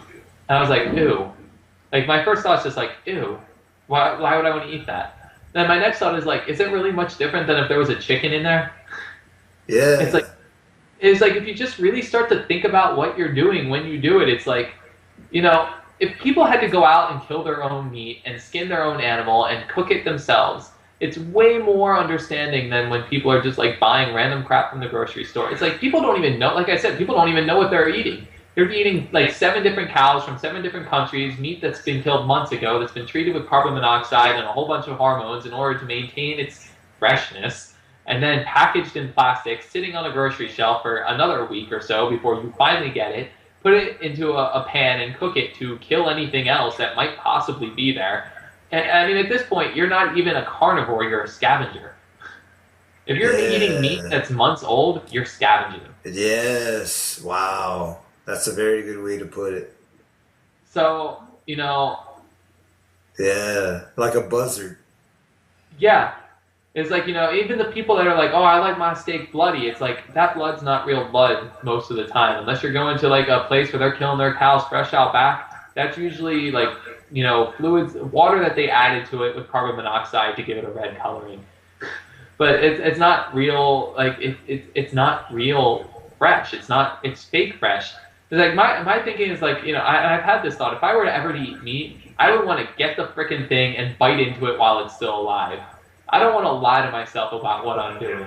If I'm going to eat meat. I'm going to tear the damn thing apart with my teeth, and I'm going to be fully engaged in the violent act that I'm committing. And that's the thing. It is a violent act. Yeah. If you're eating meat, you are committing violence in that act. No matter what, there's no way you can say that you're not. You are killing something every time you take a bite of meat. Even if you're not the one that killed it, you're engaging in ripping apart its flesh. Unless you fully embrace the fact that you're a scavenger, in which case you're just recycling. Yeah. I know, man. It's so strange that in nature, murder is the name of the game, Like a cat killing a mouse or a lion killing an, antelope or... It's the same thing, though. It's a cat killing something. A lion versus a cat. But even in those senses, it's like, the thing is, I don't compare myself to cats. I mean, on that level, because I don't know what a cat's consciousness is like. I don't know what their thinking or their awareness is. It's very possible that lions have a much better understanding of soul and how consciousness flows through life than we do. It's very, very possible that the lion is fully aware that it's not actually killing anything but releasing its spirit. And it's also very possible that the entire time it's doing it with full awareness of that transition that's going on, and it's trying to help guide that transition in a way that is very fluid. It's also very possible that a lion is very aware of the karmas and ways and flows of the universe, and is just trying to maintain the order and trying to teach the antelope something through this act. So I'm not going to compare myself to the consciousness of a species that I'm not. I think that's foolish, and a lot of people do that. It's like, I mean, there are people who can communicate with cats, and that's cool if you can communicate with a cat. It's also possible that they just don't know yet. It's, you know, in the Bhagavad Gita, they talk about humans being a great chance to evolve because you get to actually think about these things and, you know, postulate the concepts of what God is and, you know, love and life and that sort of thing. Whereas it's possible that a cat just hasn't reached that level of thought and awareness yet. In which case, is it really okay that we compare ourselves to a form of existence that is literally consciously beneath what we're capable of doing? But again, I'm not saying that's true. I'm saying I don't know. And I'm saying that I can't judge myself based on what a cat does. And I can't judge myself based on what's out in the forest, because that's not, like, I mean, it is me, but it's not me. It's not my ego itself. That's a greater version of me. I mean, it's there for me to see, to make my own decisions. But what I can judge is through my own experiences. If I see a cow is suffering when it's being killed, I don't want to kill it. I don't understand what that cow is going through well enough to ratify my creating its suffering. And I know it's suffering. I can feel it. I can see it. So, you know, that was like good timing. But with all of that being said, it's like I have to make my decisions based on my own awareness. And I can create observations of how I see awareness in other entities and other species. And I have a lot of observational evidence that backs up a lot of different thoughts and feelings. However, I can't say for certain I know what's going on in the cat's mind when it's doing anything that a cat does. I don't know how thoughts flowing. Well, I think it's like this though. So say that say that animals kill other animals in order to eat and survive, and so people use that argument, but people use that argument for eating meat, that people are we have fangs and molars, you know, or we have teeth which we can use to eat meat and plants. But in that other animals, we're mammals. We have hair, skin, teeth, and nails to give life birth. So we are mammals just the same as other mammals. But we have the biggest brains on the planet out of all the other mammalian species. So we're in a higher state of evolution. So we have a higher ability, a faster ability to evolve. And so we have the conscious awareness of plants and animals and how and what and how we can eat them and what is more of a nutritional value for us. I could be wrong about that, because they probably just act on instinct. They just know, like, my guinea pig just knows that lettuce and spinach and celery is the greatest thing. You know, my guinea pig is the healthiest eater in our whole family. Like, I mean, he loves lettuce and spinach and celery and everything, like all of pure plants, you know. Yeah. But he's probably just acting on instinct, you know, probably so, not thinking like consciously, this is so nutritious for me, this is going to make me so happy. But human beings do have the ability to do that. I don't know if they do, but I know that for sure that we do. You know, and one advantage that the newer generation has over the older generations, the so-called millennials have over the older generations, is the awareness of nutrition. And so you know, like in the 50s and 60s when frozen dinners came out, they actually believed them to be more sanitary. Like they were promoted as being more sanitary frozen dinners as, organic food, food from the, garden and cows from the backyard. So, uh, just people just ate like shit, just started eating like shit after processed food started coming into play. Um, but we have more awareness of nutrition, partly because of the internet and this and that, and so human beings have more of an ability to evolve faster and more of an awareness about what is better for us to eat, what is going to be more nutritious regardless of taste. Unfortunately, the worst food, the fattiest food, the most sugary food, the fattest food, all these things, unfortunately, they taste better, but they don't have to though, because if healthier food is prepared right, and if someone eats healthier food for long enough, then anything like a McDonald's burger, something like that, would taste like ultimate like crap, And if someone's eating, fast food all the time and crap and junk food, potato chips and the like, and then they eat spinach, or kale, they'll think that tastes like crap, you know. So I guess the so I guess what I'm saying is that even though people are mammals and mammals are known to kill other mammals and eat them, we are at this point in history at a certain stage of evolution to where we can discern the difference of what is healthier and more nutritious for us, like we're doing now. So that is what I have to say to people who think that we're meant to eat meat. And it might be true, it might have been true, but it doesn't mean that it has to be true now or that it will have to be true in the future. Also, first, I mean, to correct you, you said our teeth. We have teeth designed for both meat Plants. and plants. That's actually false. If you actually look at the teeth in animals and compare, we have the mouth designed for what they call frugivorism, which is basically our jaws and teeth are designed to sustain us with fruit and nuts and some greens. Um, Oh, so all animals that eat meat, they always have canines that are really big. right. The animals that eat only meat, like cats, they have giant fangs. The Yeah. animals that eat both, berries and meat, they'll still have pretty big fangs. We don't have fangs. We have canines. Those are designed for nuts. Those are designed for like walnuts and almonds and that sort of thing. It's Okay. a frugivorian diet.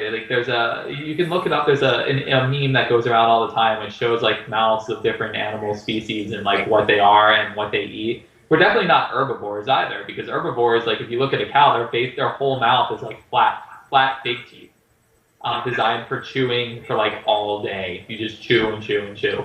But we're more of a frugivorian diet, so it was supposed to be mostly like if you're using that nature concept, like what we're designed to eat, which would be mostly fruits, nuts, berries, and some greens. That's what our jaws are designed for. As far as intellect and knowing what to eat, I mean, a lot of that is again based on gut flora and pre-programmed things, not just from us, but what we got from our moms and our parents. We're drinking the breast milk of our mom. We're picking up the biotics. They're not necessarily probiotics, but the microbacteria that she had. So if our mom had a bunch of bacteria in her breast milk and in her system, like basically if our mom had a candida addiction, which most people in America do, or a candida excess, then a person who drinks her breast milk is going to get a whole bunch of candida, which means they're already going to have a sugar addiction. They're already going to really crave processed sugars and sweet foods way more than a person, like way more than if their candida was in check. And Candida is not bad. Candida is perfectly fine as long as it's in balance. It's what we use to break down processed sugars or just sugars in general. It's not a bad thing in and of itself. It's just it gets out of control, and most people, the candida in their system is out of control, which is why they crave sweet things so frequently.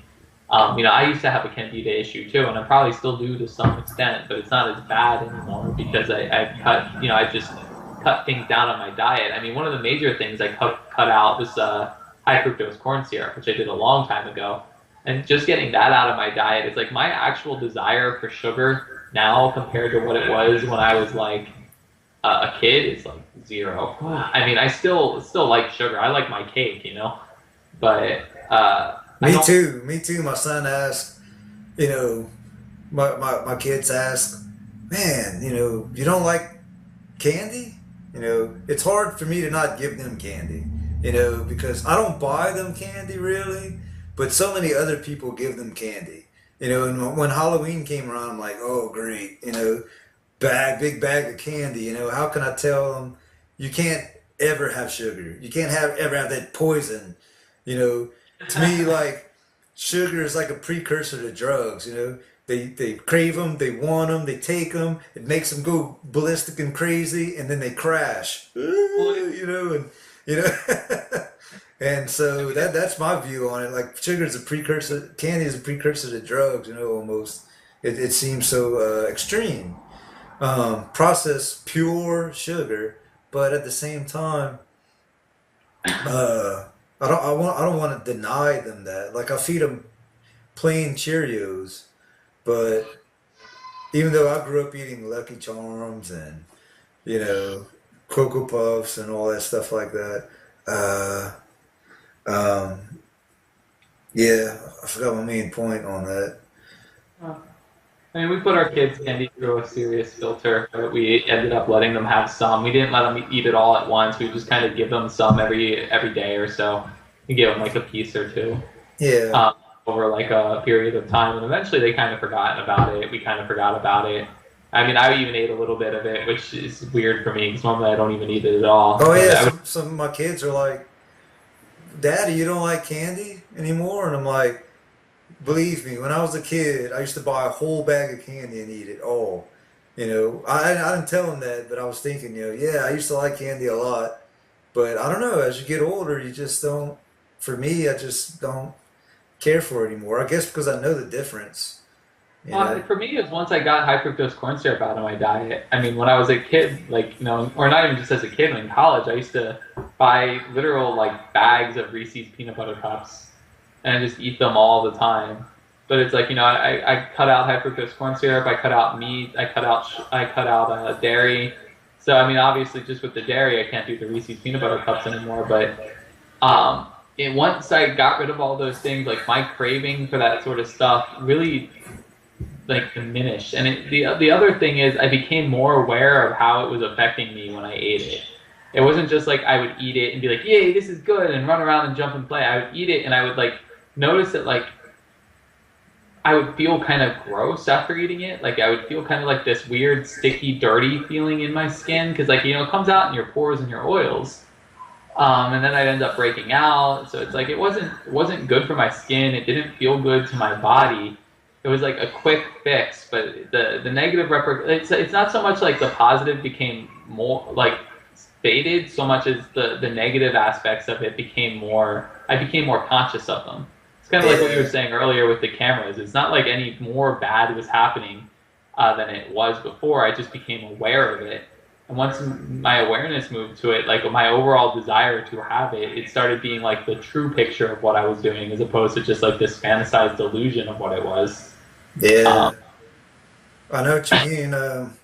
It's like at least when you drink alcohol, the next day you feel like crap.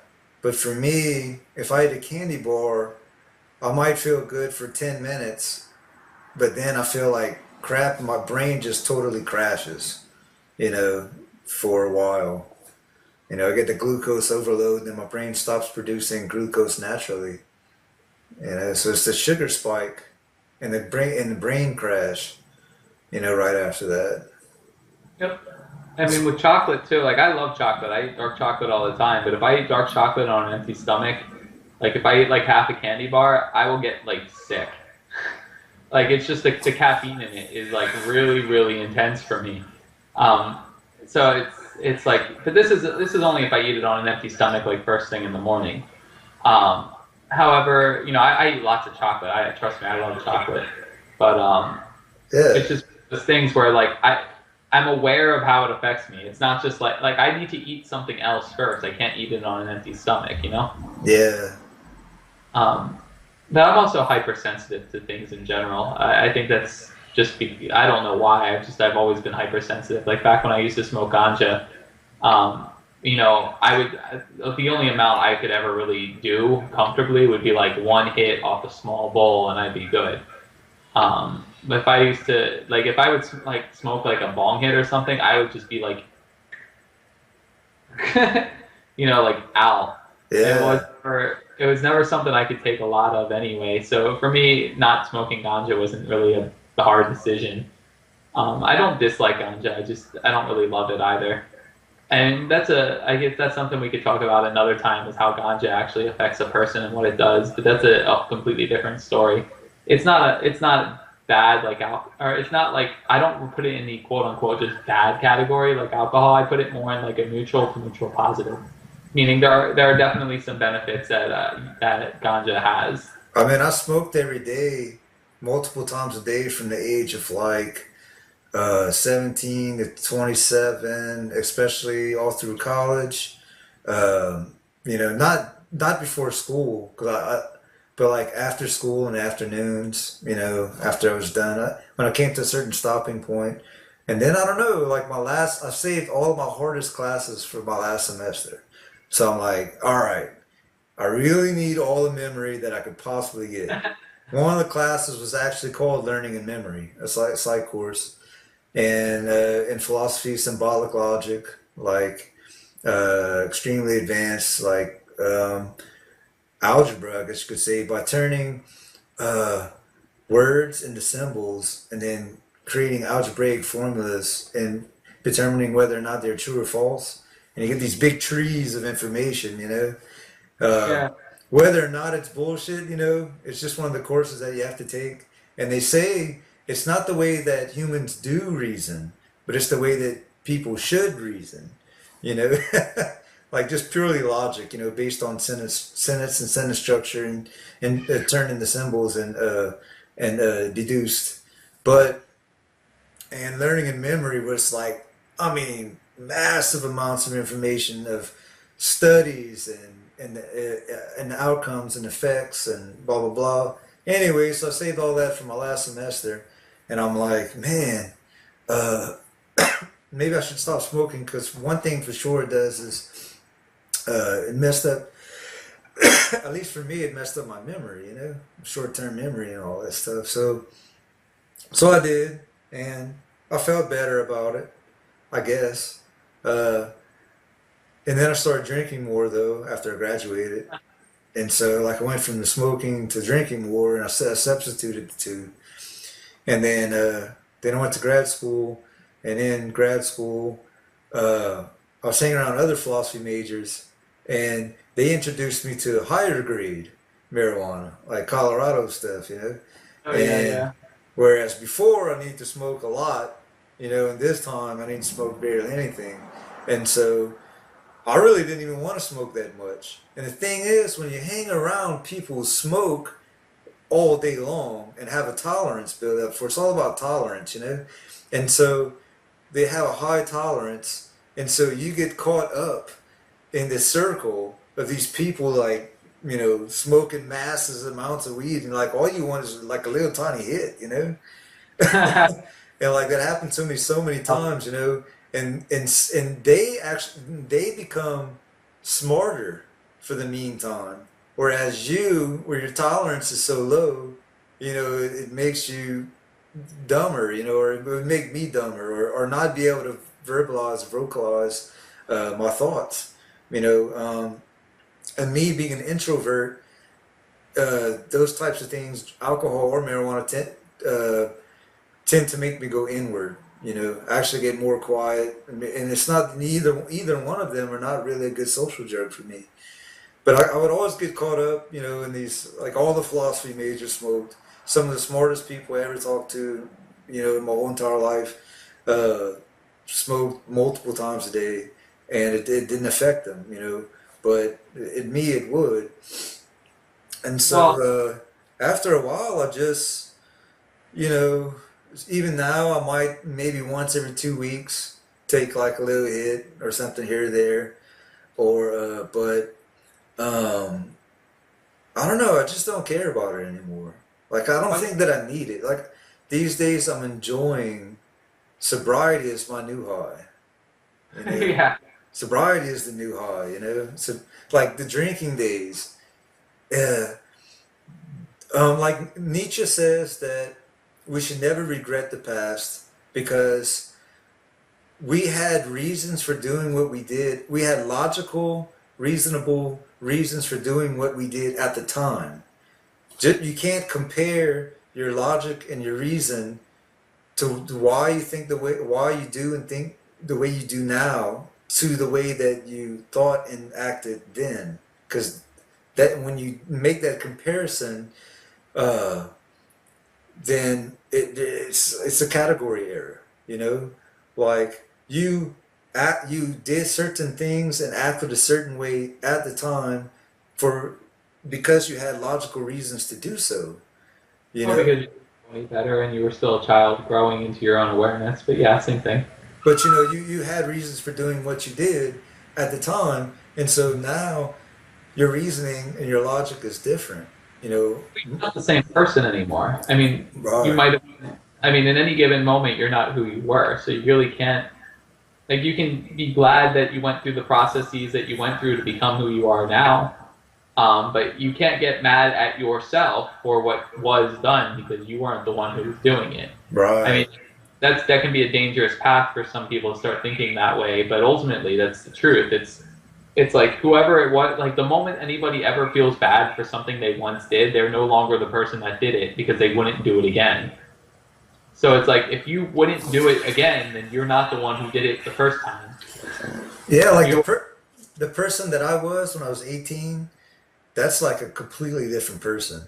Like I yeah. barely remember who that person was. Like uh I had reasons for doing what I did at the time, the things that I did, you know, but uh like say a good example is um a good example is in middle school making fun of people. You know, I wasn't like a bully or anything like that, but I made fun of people because I thought that I was doing them a favor. You know, I thought that I was helping them out because when people made fun of me, it made me uh, feel strong, get stronger. Um, so even though it's not right, now as I'm older, I realize that some people if say they get made fun of buckle and other people when they get made fun of um, get tougher so to say, and so I thought I was doing him a favor. I didn't realize that not all people take things, some people take it more seriously than others. In other words, when you make fun of them, some people take it seriously to like to the core, to the marrow of their bone, whereas other people laugh it off and just don't take it so seriously, and they might do something about it. Uh, so that's just a good example of like, Upset. huh? It's that more in that first group. I don't grow when people make fun of me. I'm very confident in myself though. So usually when people make fun of me, I usually write it off as their own lack of ability of understanding. Yeah, yeah. Like now I think that whenever people are mean to you or rude or angry at you or make fun of you, it's problems that they have with their own self. They're projecting onto you their problems with their self because they're not. A lot of people don't have the balls to be themselves. You know, they see a genuine person, a pure soul and a genuine person, and they don't have the balls to be that, you know, uh, or they haven't mustered up the ability to be that, you know. I don't think that I think that everybody wants to be that, but I don't think that I think that some people just can't face their family or friends or church or whatever to be a genuine person. They're stuck in, yeah. Yeah, they're stuck in the old patterns. They know that they should be more honest and pure and genuine in themselves, but they they just and I don't and maybe it's they just haven't found the way and they're A lot angry of about people it. know that they're not being true to themselves, first off, and then the people who know that they're not being true to themselves, you're right, it's really hard to be true to yourself sometimes. I mean, a lot of people are working a job they hate, and Yeah, they don't want to work that job, but they feel like they have to because of 800,000 different reasons. So they continue doing that thing that they hate for their entire life, and then they die. And it's like that's a really sad story, but that's the life of a lot of people in this country. yeah, They're doing something they can't stand because they're afraid to not do it. Because and I mean, it's no different than being someone you don't like because you're afraid that because you think you have to. Because like if you stop being that thing, your parents won't accept you anymore, or your friends won't like you anymore, or your job won't let you be there anymore. And it takes a huge leap in faith um, to know that you will always be okay as long as you're true to yourself. And that's the thing that's I mean, true to your true self. I mean, there's a lot of people who want to be true to their quote unquote false selves, which is who they think they are, and then they end up running away from who it is they actually are. But if you're really listening to your heart and you're using your heart as a compass to guide you to yourself, which is in and of itself, it's difficult to do, to really listen to your heart, but you will always be okay. The thing is, that I'll say it, God is real.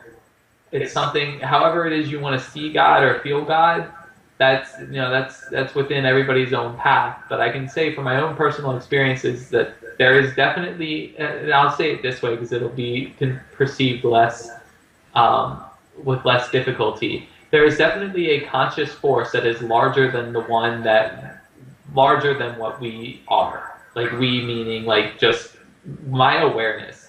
There is a conscious force that is existing outside of myself, not within a body, that is helping to guide and shape everything. And I know that with like 100% certainty. And I know that because of the experiences I've had in my life. Like it cannot be disproven to me. There's nothing anyone could say that would get me to stop believing it or knowing it because I've seen it. I've felt it. I've experienced it. I know the synchronicities that occur when you're on your path. I know the miracles that occur when you are paying attention. yeah, It's like, they're just little things, but it's just like, I just went to this place and I felt, not because of any reason aside from the fact that I just felt like going there for some reason, and then ran into this person and my whole life changed. yeah, It's like, these little synchronicities are quote unquote coincidences, as some people can go to them, are ultimately the proof that there is forces out there that are moving things. As long as a person is really listening to their heart and they're following their path and what they're supposed to be doing, and on some level everyone knows if they're doing that, they will always be protected and okay.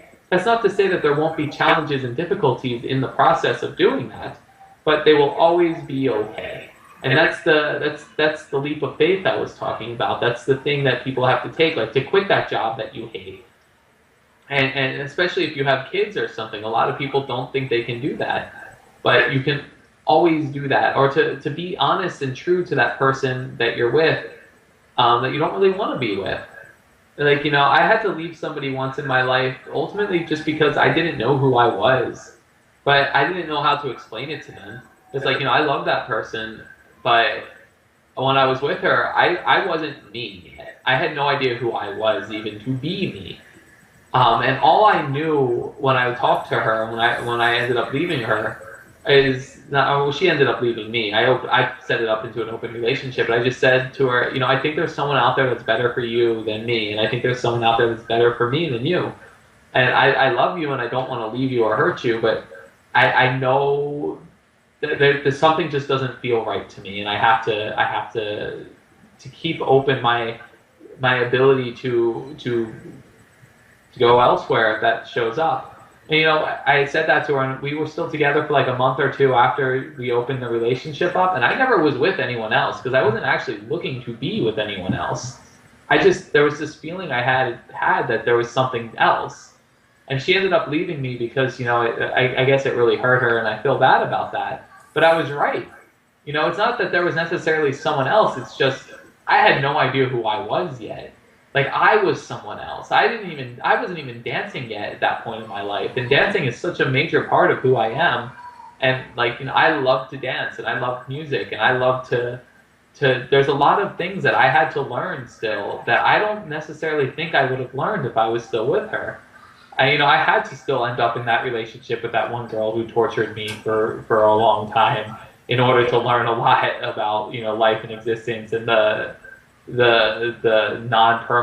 permanence of reality and all of that sort of stuff. I had to still lose my mind a little bit. I also think that it seems like you have to be in that relationship. I'm not saying that it was, I don't know, but for a lot of people, you have to be in a bad relationship in order to appreciate a good relationship. You know, like because if not, then you might go into a good relationship just thinking that that's just the way it is. You know, like you need to compare and contrast the yin Yeah. yang. You know, to know that like this is a bad relationship, this is such a bad relationship, and that this is such a good relationship. And so you have to know, you have to be able to experience the evil, to experience the good to experience the evil, you know, Tao Te Ching type stuff.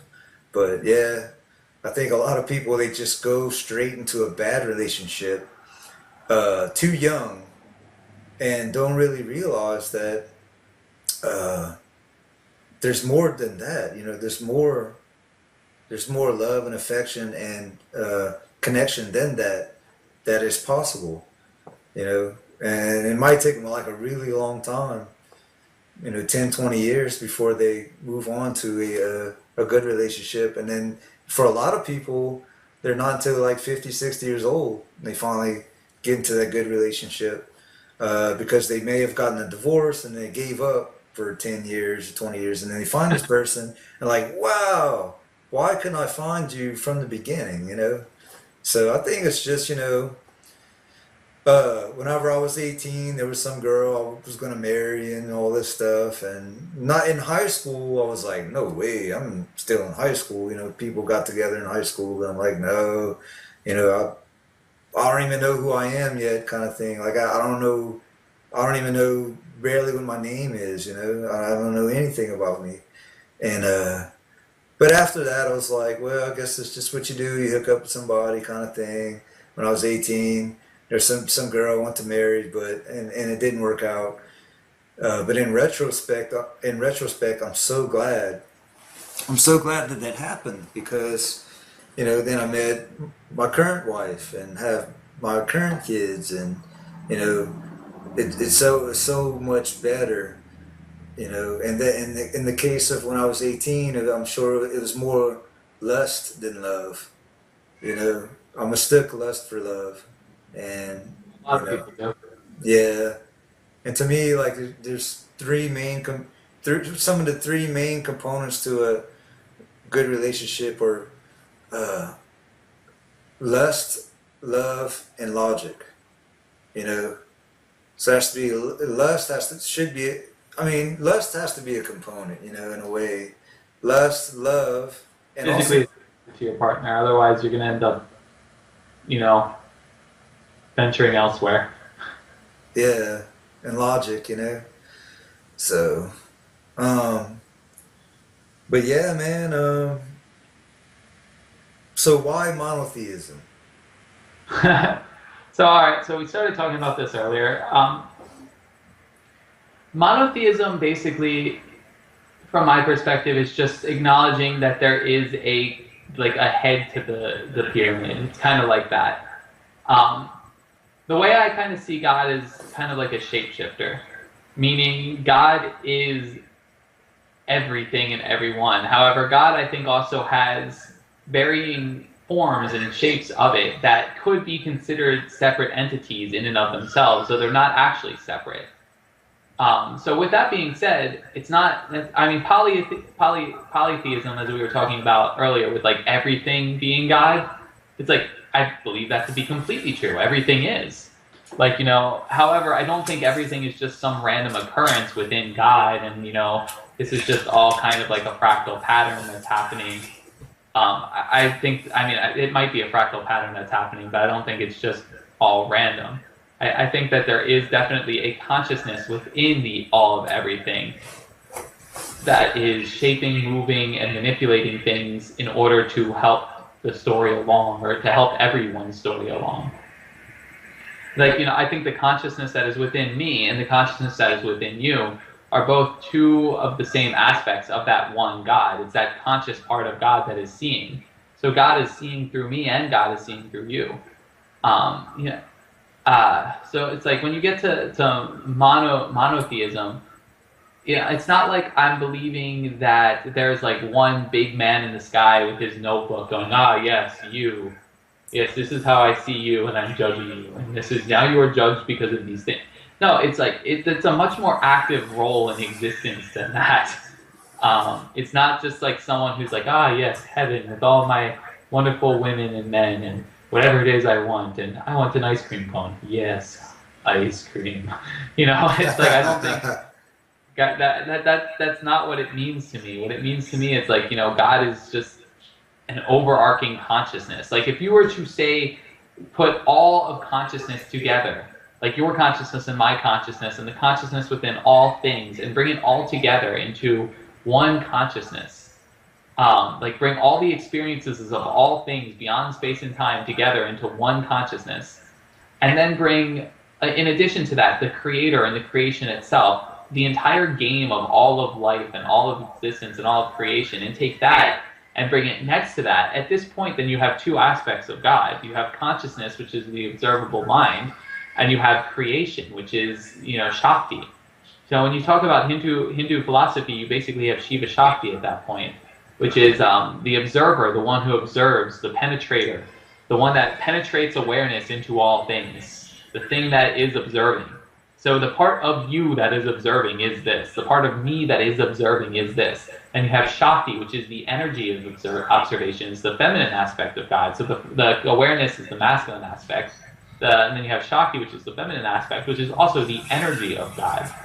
It is literally the energy of God. It is the creation. All that is around you, that is the not consciousness, that doesn't have the consciousness in it. That is the energy of God, and that is Shakti, and that is actually existing for the pleasure of consciousness.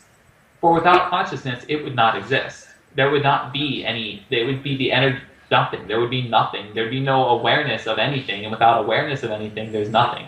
So the energy of God is actually existing for the pleasure of God. So the Shakti is existing for the pleasure of awareness. The energy is existing for the pleasure of awareness. And you can actually take these two things and combine them, and that's when you get the solid entity, which is God itself, which is both awareness and creation existing at the same time within the same entity. And we all have this within each one of us. We all have the creative aspect, and we also all have consciousness. So with that being said, if you wanted to go into a polytheism, we're all gods, technically, in that we share in the fact that we have the ability to create and we have the ability to be aware. However, there are greater aspects of this, and you can say that there's a greater aspect even of yourself that is essentially, like, not even like, you know, I drew a diagram of this essentially for someone the other day with the conscious mind and then the subconscious mind and the unconscious mind and then, you know, the greater unconscious mind and then, like, you know, the greater unconscious mind, and how, like, you know, human consciousness is like somewhere seated in the unconsciousness over here, and then you have like cow consciousness is somewhere seated in the consciousness over here, and then insect consciousness is in this little universe over here, and it's like planets within galaxies within the universe of consciousness. But if you were to take that whole thing and expand it and expand yourself out beyond your own consciousness, that is just Damon McGregor. Expand your consciousness into the consciousness that's Damon McGregor and your whole family, and Damon McGregor and all human beings. and then Damien McGregor and all mammals, and like how you are connected to all of those things and all of the experiences you can relate to. And then there's all Damon McGregor, all humans, all mammals, and then all insects. Then Damon McGregor, all humans, all mammals, all insects, and all life on planet Earth. And then that, that itself, if you continue to expand yourself more and more and more, you're not separating yourself from it. You're just getting into greater levels of your own being. And then if you expand that all the way out, and you keep going all the way out to ultimately your crown chakra, which is where you connect with the universe, like that one Alex Gray picture we were just looking at with the mind exploding and galaxies everywhere. Mm-hmm. If you expand that all the way out, that's when you connect with the source of all that is. I actually, one of my greatest visions I've ever had, I had on a drug that was known as, you may have heard of it, it's sugar. Ice cream. No joke. What? Just ice cream. One of the best visions I've ever had in my life. Awesome. I had been craving sugar for months, and I didn't have any money. I kind of, in my life, I went down a path of renunciation where I got rid of everything, and I kind of just went with it and knew that the God would take care of me. It's one of the reasons I know that there is a God, because if there wasn't, I'd be dead. But I did that. That's cool. Yeah, so, but in that path, I obviously had very little say in what it is I got. And I really wanted ice cream, really bad. I had been craving sugar for months and months and months, but I never had any money or any way, no money, no food stamps, no way of getting it. Every once in a while, my friends would get it and share it with me, and I'd get a bite or two, but that wasn't what I wanted. I wanted, a lot of ice cream. I wanted to sit down and get, a big pint of coconut bliss and just eat all of the whole pint to myself. I didn't want to share it. I wanted sugar. Well, one day I worked for somebody picking oranges because, normally I just volunteered helping him pick oranges because I liked him as a person and wanted him to thrive in a business. But he always wanted to pay me, and one day I was just like, all right, fine, you give me $20. So he gave me $20, and I went to the grocery store, and I got 2 pints of coconut bliss. And I downed both of them right outside the grocery store. I ate 2 pints of pure, basically, coconut milk, fat, and sugar to myself. And it was amazing. I was so content. And then, I went back to the place I was staying, and there were people there that were preparing more sugary treats, and they just gave it to me. And I ate that, and it was also amazing. And, throughout the entire day, it was just more and more sugar, all healthy, vegan, sugary treats all day. And finally, it's evening time. It's 6 or 7 o'clock, and I'm sitting on one of the couches, because I was staying at a hostel that I was kind of volunteering at, and I was just kind of in a meditation. But it wasn't a purposeful meditation. I was just so content with my day. I satisfied this craving that I've had for months. And I was just sitting there on the couch, with my eyes closed, smiling, really happy. And next thing I knew, I was out of my body. And I saw, one of the questions I've been postulating is, if everything's perfect, which I do believe everything is perfect, how is it there's such atrocities? How do you justify the innocents, the children that are going through horrible things? And I've had difficulty with that, and I'm sure a lot of people have. I still do. But in my heart, I still do too. But in my heart, I know somehow that it's all perfect. It's perfect beyond my understanding, but it's still perfect. Yeah. But what I saw in that moment was, I saw this entity, and let's put him down as Shiva, and his body was made. He was sitting there like this. Legs crossed, holding a pipe. And his body was composed of eyes. His whole body was made up of eyes. And each eye in his body represented an individual person's soul path. Not their life path, but their soul path. The entire journey their soul will go through all of their lifetimes. And his body was made up of all of, many individual soul paths. So many lifetimes. So when he would stretch or move his arm, it would force different actions and occurrences to go on within that individual's life. So it's his moving of his arm was forcing you to learn a specific lesson or stretch a specific way. Because you're this particular cell right here in his arm. Or, something like that. So with that being said, in that moment, it became really crystal clear to me how it all works. Whereas like what we see as being like really heinous and terrible in this world, in this moment, is but a brief flicker of a moment in the overall existence of the person's soul path. And it serves a point and a purpose that from the perspective of right now, it seems impossible that it could ever be explained. But from the perspective of multiple lifetimes and from like a very vast karmic system, basically, it all made sense. It's hard to put exactly into words, but it all just made sense in that moment, and I just saw it for a second, and it almost brought tears to my eyes as I really just understood the perfection of all that is for just that brief little bit of time. I forgot how I got onto this conversation, but it's cool because it was a great vision, and it was not drug. I mean, it was drug-induced off sugar, coconut bliss, Yeah, yeah. What were we talking about before I brought this up? I know it was connected somehow. Uh, um, um, I don't know. I got so into what you were saying, that I lost it too. But I guess we should probably. Well, I guess before we. Oh, monotheism and that sort of thing. All right. So that's what you're talking about. So I'll wrap that up real quick.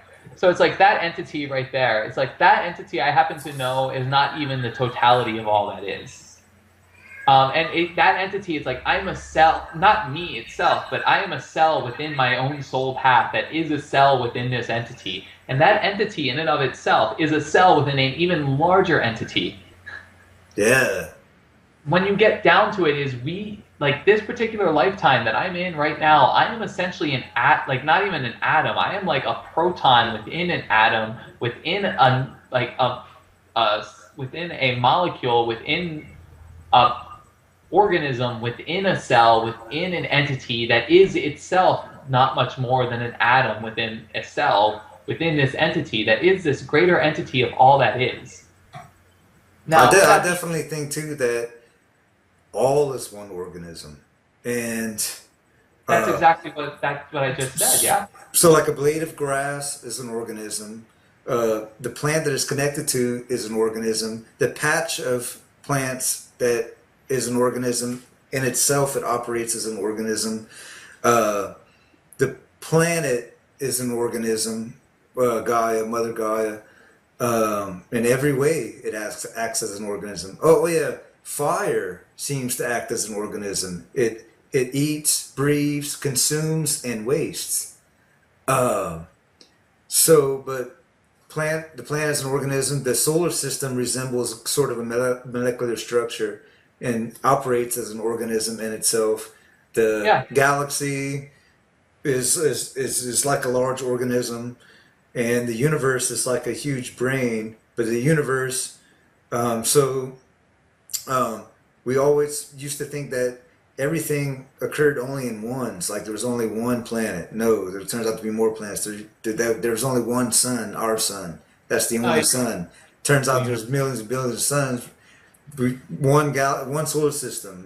No one galaxy. No. So why would we say that there's only one universe? It just keeps infinity. Is definitely real. No, the multi, and the thing is, it's like that's what I was saying. Every every cell in your body is in and of itself its own organism. With that being said, monotheism would essentially be the totality of all of it. Is a conscious entity that has its consciousness projected within all of itself. It is fully aware of all the cells of its body and how they function and what they're working with. I can definitely see that. Like that's a very good explanation to. Uh, I'm currently more of a pantheist, that I believe that all is God and God can be found in anywhere, and that divinity is in every particle. But to think that saying though. but to think that the whole totality, ultimate totality, has to be some sort of one consciousness, which would be have to originate in one type of higher being. But even that, what you just said, the pantheism thing, that's not different than what I'm saying, because that totality, that total entity that I just described, is actually within each and every little thing as No, well. no, I'm not saying it's different. I was just agreeing. Okay. I was trying to figure it out in my own way. That's all. I was agreeing with Yeah. you, but just explaining it differently in my own way. Cool. But there's also the polytheism. So it's like even with monotheism existing, and ultimately the consciousness within each every individual being the same consciousness that is the consciousness. As you're fully aware, you're Damon McGregor and I'm Crown Light. So it's like even though technically we're the same, we're connected by the strings of this much larger entity, or these much larger entities, I should say. There's still the egoic existence, which is a beautiful thing. I'm totally a fan of the ego. So if it wasn't for the ego, we'd all just be God all the time, and that there'd be no experience. I appreciate that I can experience you separate from me, even though technically we're not. I appreciate that I can experience a fruit as being something that I can consume, as opposed to just being me differently.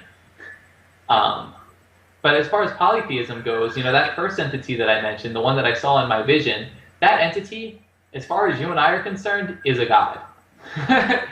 Like, it might not be the god, like, it might not be the top of the totality, but that entity that we saw is so vastly superior to myself, at least. I won't put you in it because I'm not your consciousness, at least as far as I know.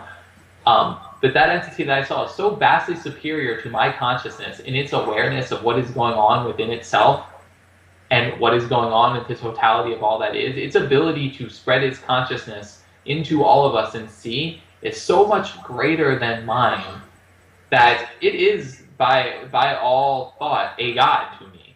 Like if that was if there was nothing larger than that, it would take me nearly forever just to be on that level, let alone to connect with the entity that's larger than that. So it's Yeah, like there are many of those entities. There yeah, are, it's like you can be a polytheist and a monotheist at the same time. It's like, I could believe that all the Egyptian gods and all, I'm not saying I do, but I'm not saying I don't either. But I could believe in all the Egyptian gods and all of the Roman gods and believe that all of these things are actual entities that exist, and still believe that there is something much, much greater than all of them that is ultimately uniting them all without them even knowing it. yeah. Jesus, Buddha, Ganesh, all of Yeah. them.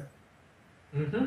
Uh, or the That's the beauty of or it. at least the archetypal representations of them, in the way that our brains are able to process them, you know, like the archetypal symbols that our brains uh, are probably structured in such a way as that is the only way that our brains can process them. Hmm.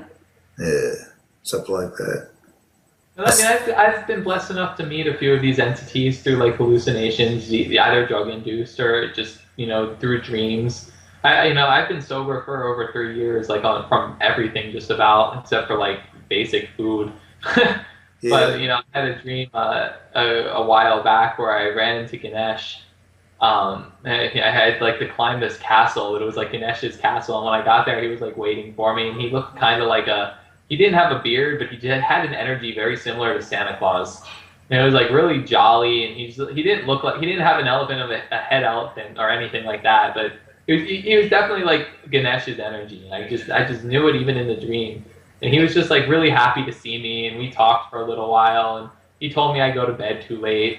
That's basically his basic information for me, is that no one should go to bed at 2 a.m. And I'm just like, yeah. And I still go to bed at 2 a.m. It didn't change anything. He wasn't mad at me for it. He just was letting me know that it wasn't proper.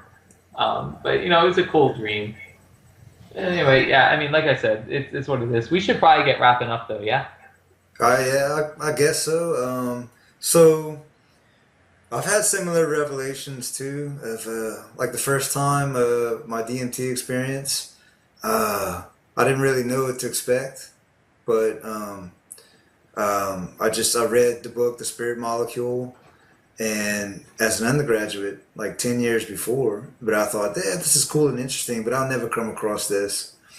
And then I was in class and I had some Alex Gray art in my folder, and the dude next to me, when I was in grad school, he was like, "Oh, Alex Gray, I have some DMT." I was like, "Really?"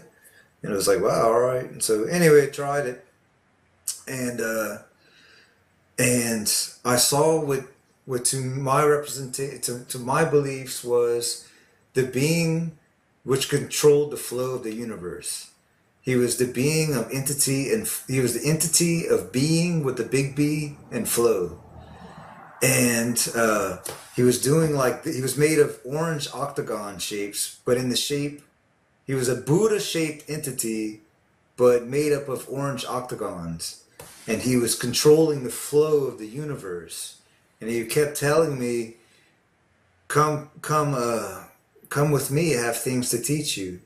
But I was afraid because I couldn't feel my body. It was a complete out of body experience, you know. I was like, I couldn't feel my heartbeat or my lungs breathe, and that's a sensation that even though we're not aware of, we're always feeling our heartbeat and our lungs breathe. You know, I was that far gone, and I was like, I can't. Like, I want to, but I'm concerned with my body. You know, I don't want to leave my. I thought that I was afraid that if I went too far, I wouldn't be able to come back. You know, and that was my first time, and so I was like, just really far gone. You know. And he kept saying, come with me, I have things to teach you. And so I was like, I can't, I wish I could, I'm too concerned with my body. And then when I finally start to kind of fade away, he picked up on that and said, okay, well, I'll tell you three things before you go. Lose the ego, be one with being, and do nothing cancerous. And I came back and I was like, everything was fractalized, you know, and I was orienting myself back into this, and I was like, wow. And at that time, I was pretty atheistic actually, because even though I grew up Christian and pretty like non-denominational Christian type thing, it was kind of cultish, you know, the kind of beliefs like if you die with one sin before having a chance to repent, you'll go to hell forever kind of thing, you know. Yeah. And anyway, so when I went to college, it was not philosophy courses but history courses actually, which every class taught about a different time in history with a different culture and a different set of religious beliefs. And I thought, well, these are not just stories. Like, this is true, you know. These people really truly believe that. You know, your religious beliefs are largely a product of when and where you were born, you know. And with the psychology courses, the psychology program that I was in was pretty behavioristic. You know, everything's all causal relations. You know, rewards, punishments, causal relations, classical conditioning, you know, operant conditioning, all the different levels of conditioning, which is true too. You know, but just because you can explain the mechanisms of magic doesn't mean that magic is not real. You know, science can explain the mechanisms of magic. It can explain the how magic works, but it can't explain the why magic works. The why magic is there. You know, just because science can explain fire and how fire operates chemically, it doesn't explain the experience or the why the fire exists in the first place. You know, the biggest question there is probably of all is, why is there something rather than nothing? You know, but so I was pretty atheistic, I guess, from the behavioristic psychology program. But after the DMT experience, and I've done hallucinogens before, but it just was nothing to that level, you know. And so being introduced into archetypal entities, and them telling me that, the pineal gland, say, operates as an antenna in order to pick up on frequencies that are already always occurring, you know, at all times. You know, we can't detect, we can't see radar, sonar, Wi-Fi, microwaves, all kind of different frequencies and signals going on all around us all the time, but they're there. And so, and a lot of my visions were actually of things that I experienced before I learned what they were about.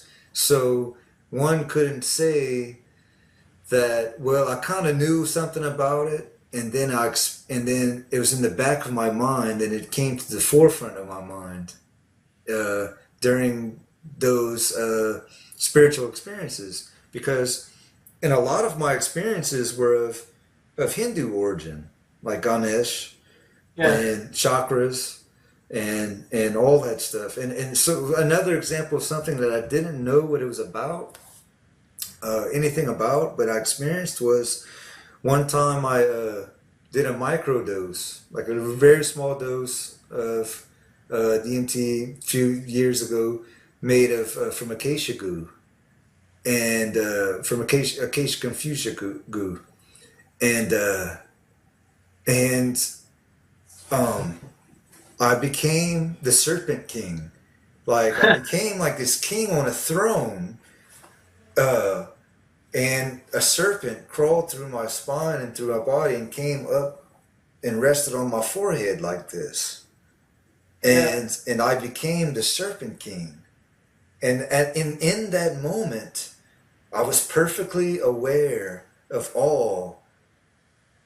of all that is, all at the same time. Like my mind became as large as the universe itself and just became stuck there. And in that moment, I was just I just knew all. And it wasn't knowledge though, type of knowing. It was just knowing all that is. Just And kind of aware of the perfection of all things, right? right, being the Serpent King. And when I came out of it, I thought, what is that? Like what is that? At that point, I didn't even like dwell on it really that much because I was like, man, does that mean that, like, am I thinking evil of myself or something? Like I don't know, man. Like once on an LSD trip, I was looking in the mirror and I turned to a satanic like figure, turned to the devil, and then I was like, no, I reject that interpretation. Let me do the other side of myself. And then I became Christ, and then I became an old man. And then I was able to morph myself into Satan, Christ, an old man, a kid, And I was like, oh, well, you see, I'm exploring different, uh, probably different beliefs about myself, or maybe different actualities of myself. And but so the Serpent King, I thought, what the hell is that? I'm not even gonna try to make sense of the Serpent King. You know, I just couldn't figure it out. I couldn't think of anything. And so I was talking to my cousin, and I did well. Later on, I came across Kundalini, which I kind of knew something about, but it sort of made sense that uh, the Kundalini serpent was it started from the bottom. It was traveling through Yes. all of the chakras, and then it came to the top, and then and then rested, came through the top, through the crown, through the rested on top, and that's when I was aware of all. There's a there are Egyptian masks that were that fairies were buried in, that I found out later on after the fact when I told my cousin about it, that they were buried with golden masks with golden serpents resting on their forehead like this too, and that was a sign of knowledge and security. uh, Neither one of those two things I knew about until after the experience, like kundalini the kundalini serpent. I knew about the chakras, but I didn't know about the kundalini serpent traveling through the chakras, releasing the energy as it passes through each one, or the serpent on the forehead, the Serpent King, which was it was the Egyptian mythology, archetypal type of thing. Yeah, I can see it when you're talking about it. Yeah. So yeah. So like I've had some similar experiences like that too. You know, of knowing that all is one, and just sort or meeting entities that just know something like a million times more than we can possibly know without having experienced it. So a lot of people, Playing a little bit though, yeah. and it's like you can't explain things like that to people who haven't had a similar experience. I mean, you can, of course you can, but a lot of people think that you're crazy. You know, it doesn't make any sense.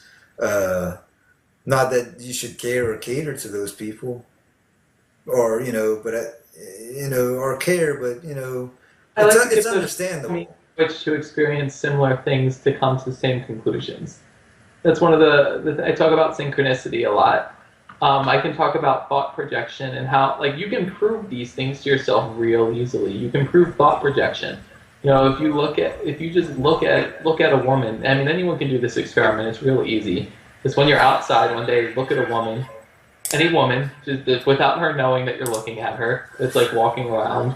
Like look at her arms or her legs or her butt or just like look at her and just like really look at her. Like see it. Whatever it is you're seeing, see it. That woman I can guarantee you will respond to your glare.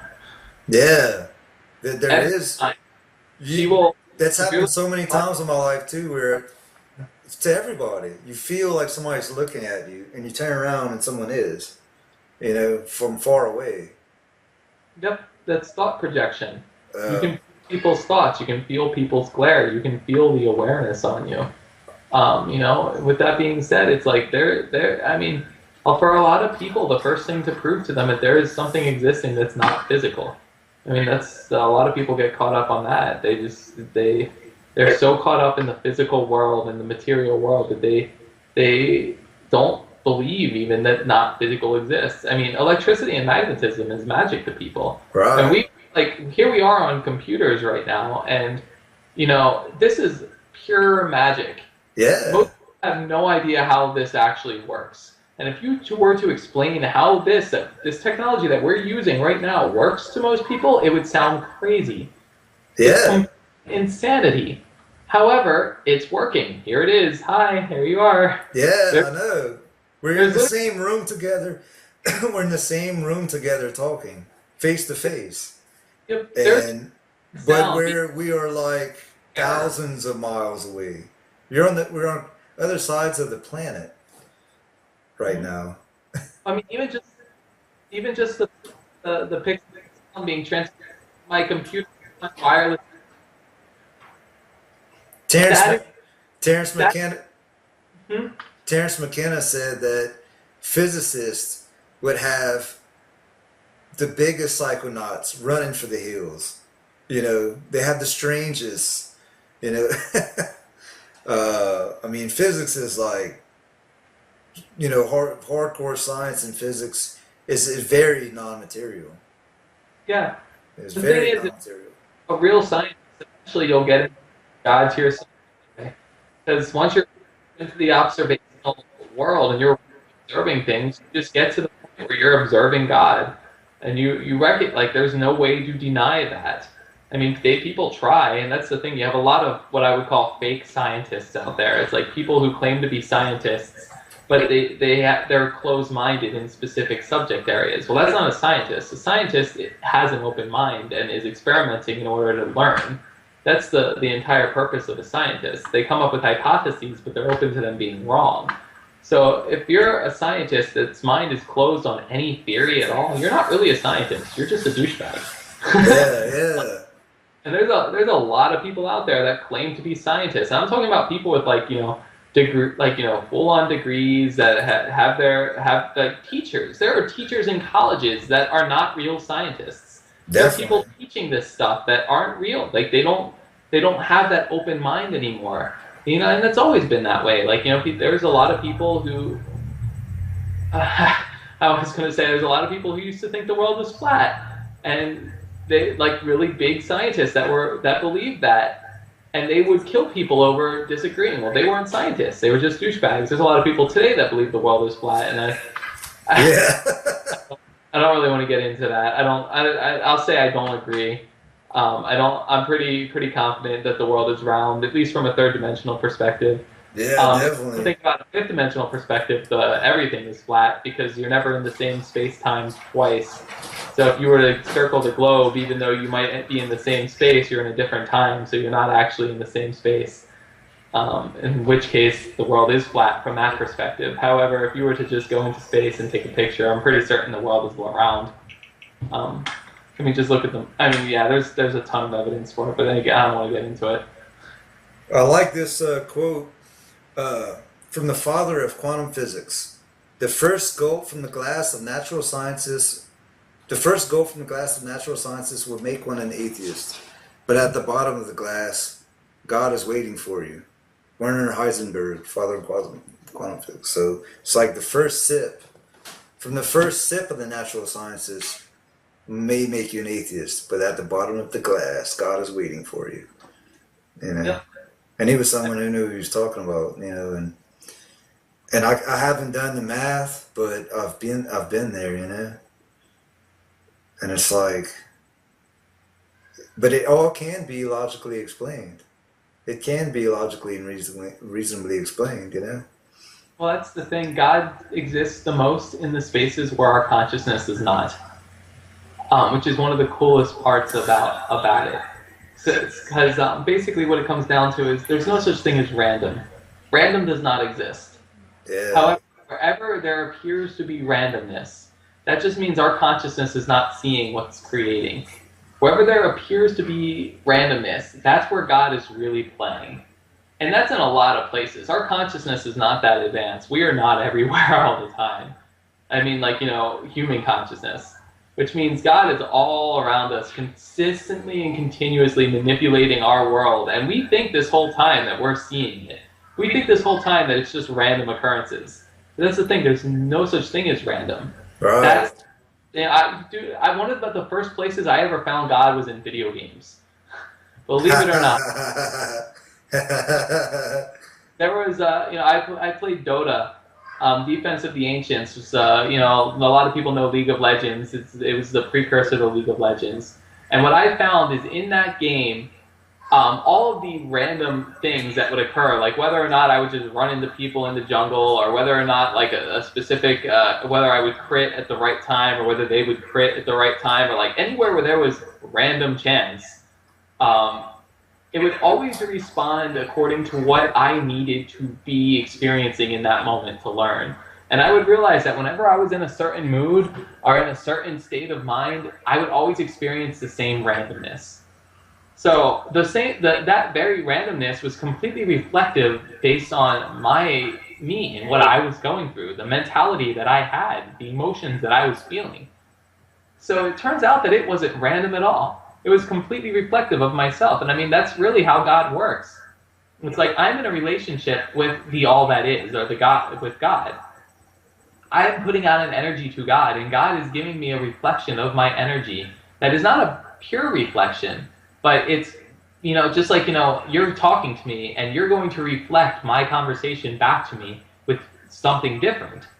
But it's a reflection of what I'm saying. You're not going to, I'm not talking to you and you're going to respond, chicken, potato, salad, soup, peanuts. Because that would be pure random nonsense.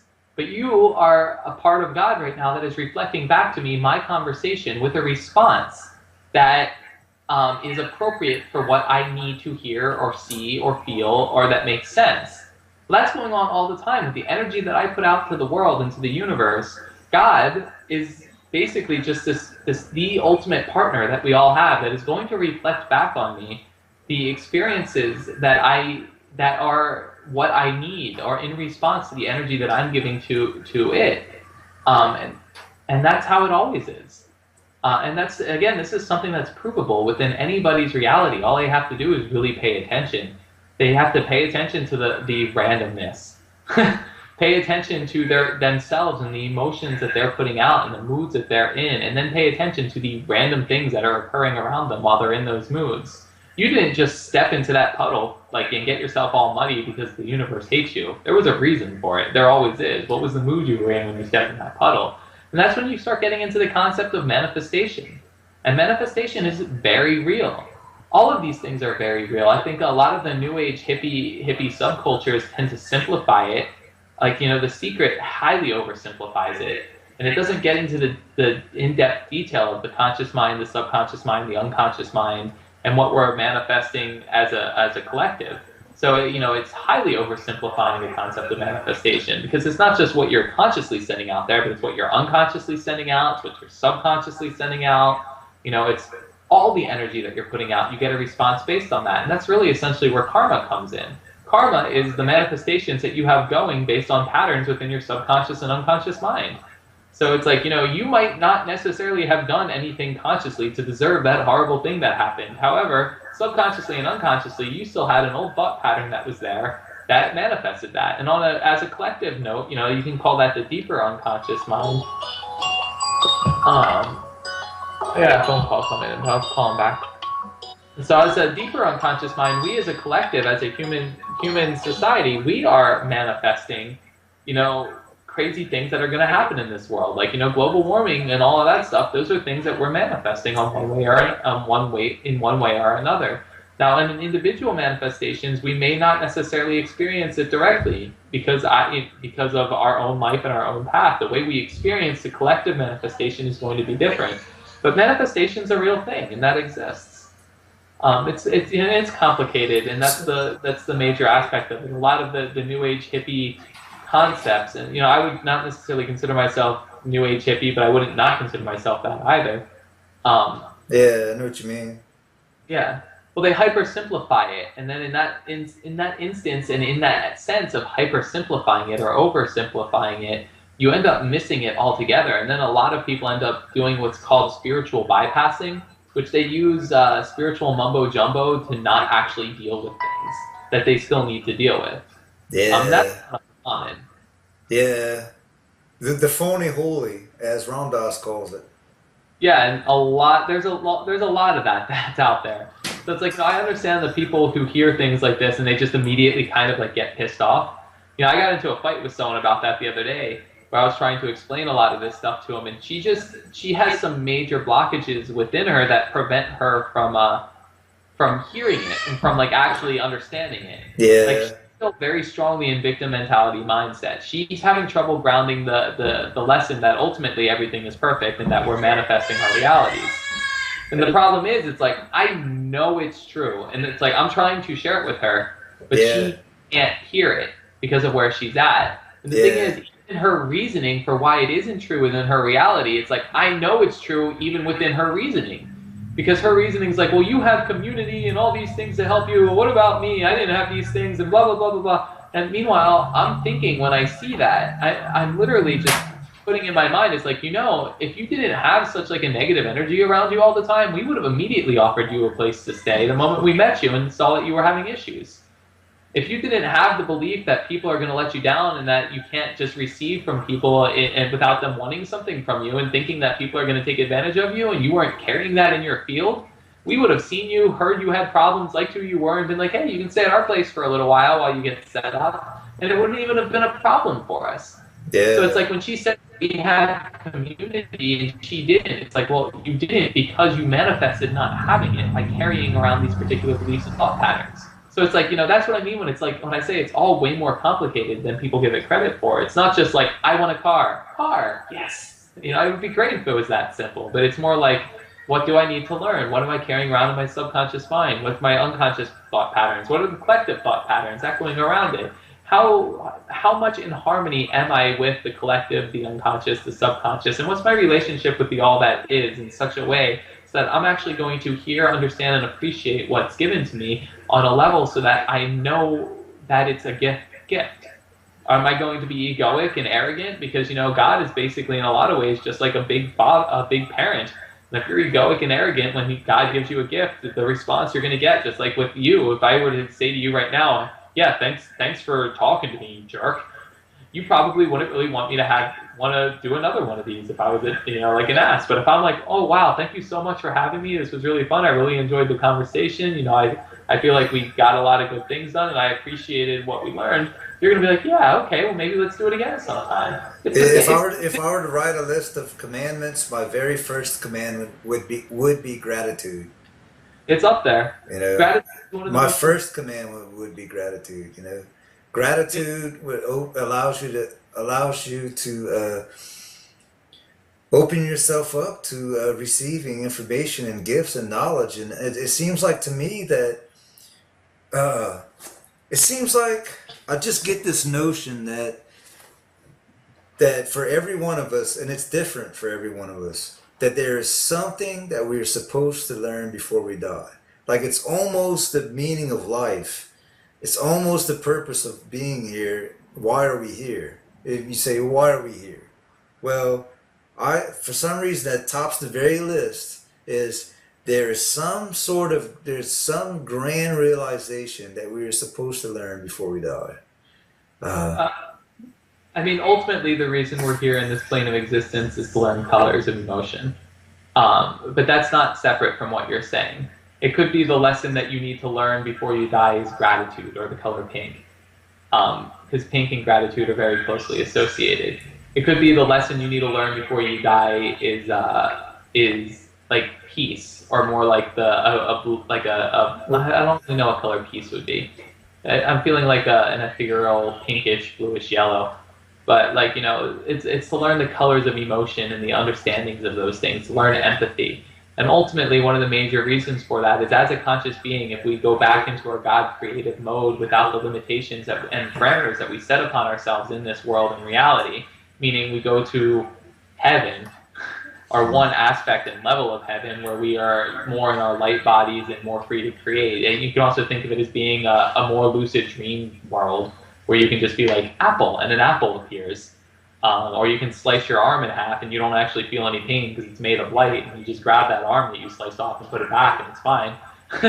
The closest I've come so far was sort of like Einstein was trying to figure out the theory of everything. You know, he figured out Yeah. theory of relativity, and he was trying to figure out the theory of everything. You know, and so it seems like we're all trying to do that, and and it almost seems like that's the point, because from all of the uh, uh, all of the psychedelic experiences, there always was something very pressing that I needed to learn. It could have been my own unconscious mind, but I think that unconscious mind is still connected to, probably more connected, well, is more connected to the higher dimensions, you know? Yeah. And I think the closest I've gotten so far is that there is eternity in every moment, that all of eternity is occurring in every moment, that all of and all of the universe and all of its processes, and there could, because the past has vanished and the future only exists in thought. You know, the past is vanished, it's gone. The future, it only exists in imagination. uh, it's also possible the past, present, and future all exist simultaneously. That's another possibility. But even if that is true, so there's eternity in every Right. moment. See my arm? Yeah. What about it? The other day I took a radiator cap off a hot radiator. Oh I'm man, carrying the past with me. man. So that So you can, I was wondering, man, what happened to your arm? You know, yeah, explosion. eternity in every moment. You Yeah. know, so eternity in every moment. So I think like we're all here because there's just something grand realization that we're supposed to learn before we die.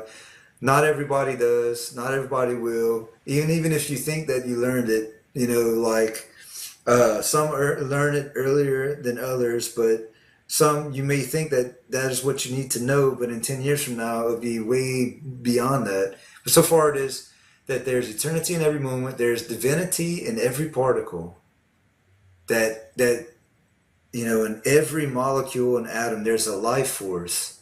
You know, the same type of life force, but either in a, maybe it is the same life force, but in a more minuscule form. Like this table is full of energy and atoms, and all of those atoms have a life force, because what propels the protons and electrons, you know, to go around each other? What propels the atoms to move and to begin and in the first place. And we're all made of this energy stuff, you know. So there's divinity in every particle, and that all is one organism.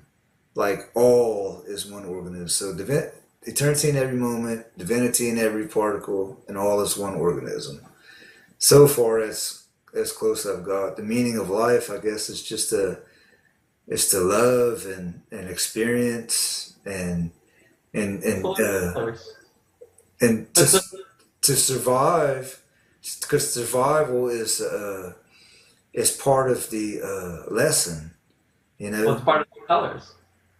I mean, I keep going back to colors. But when you say, like, you know, to love, it's like love is one of the greatest forms of one of the greatest colors to learn, and appreciation is one of the greatest forms of love. Survival is part of the dualistic construct. Actually, survival is like the major aspect of the dualistic construct, which is this reality.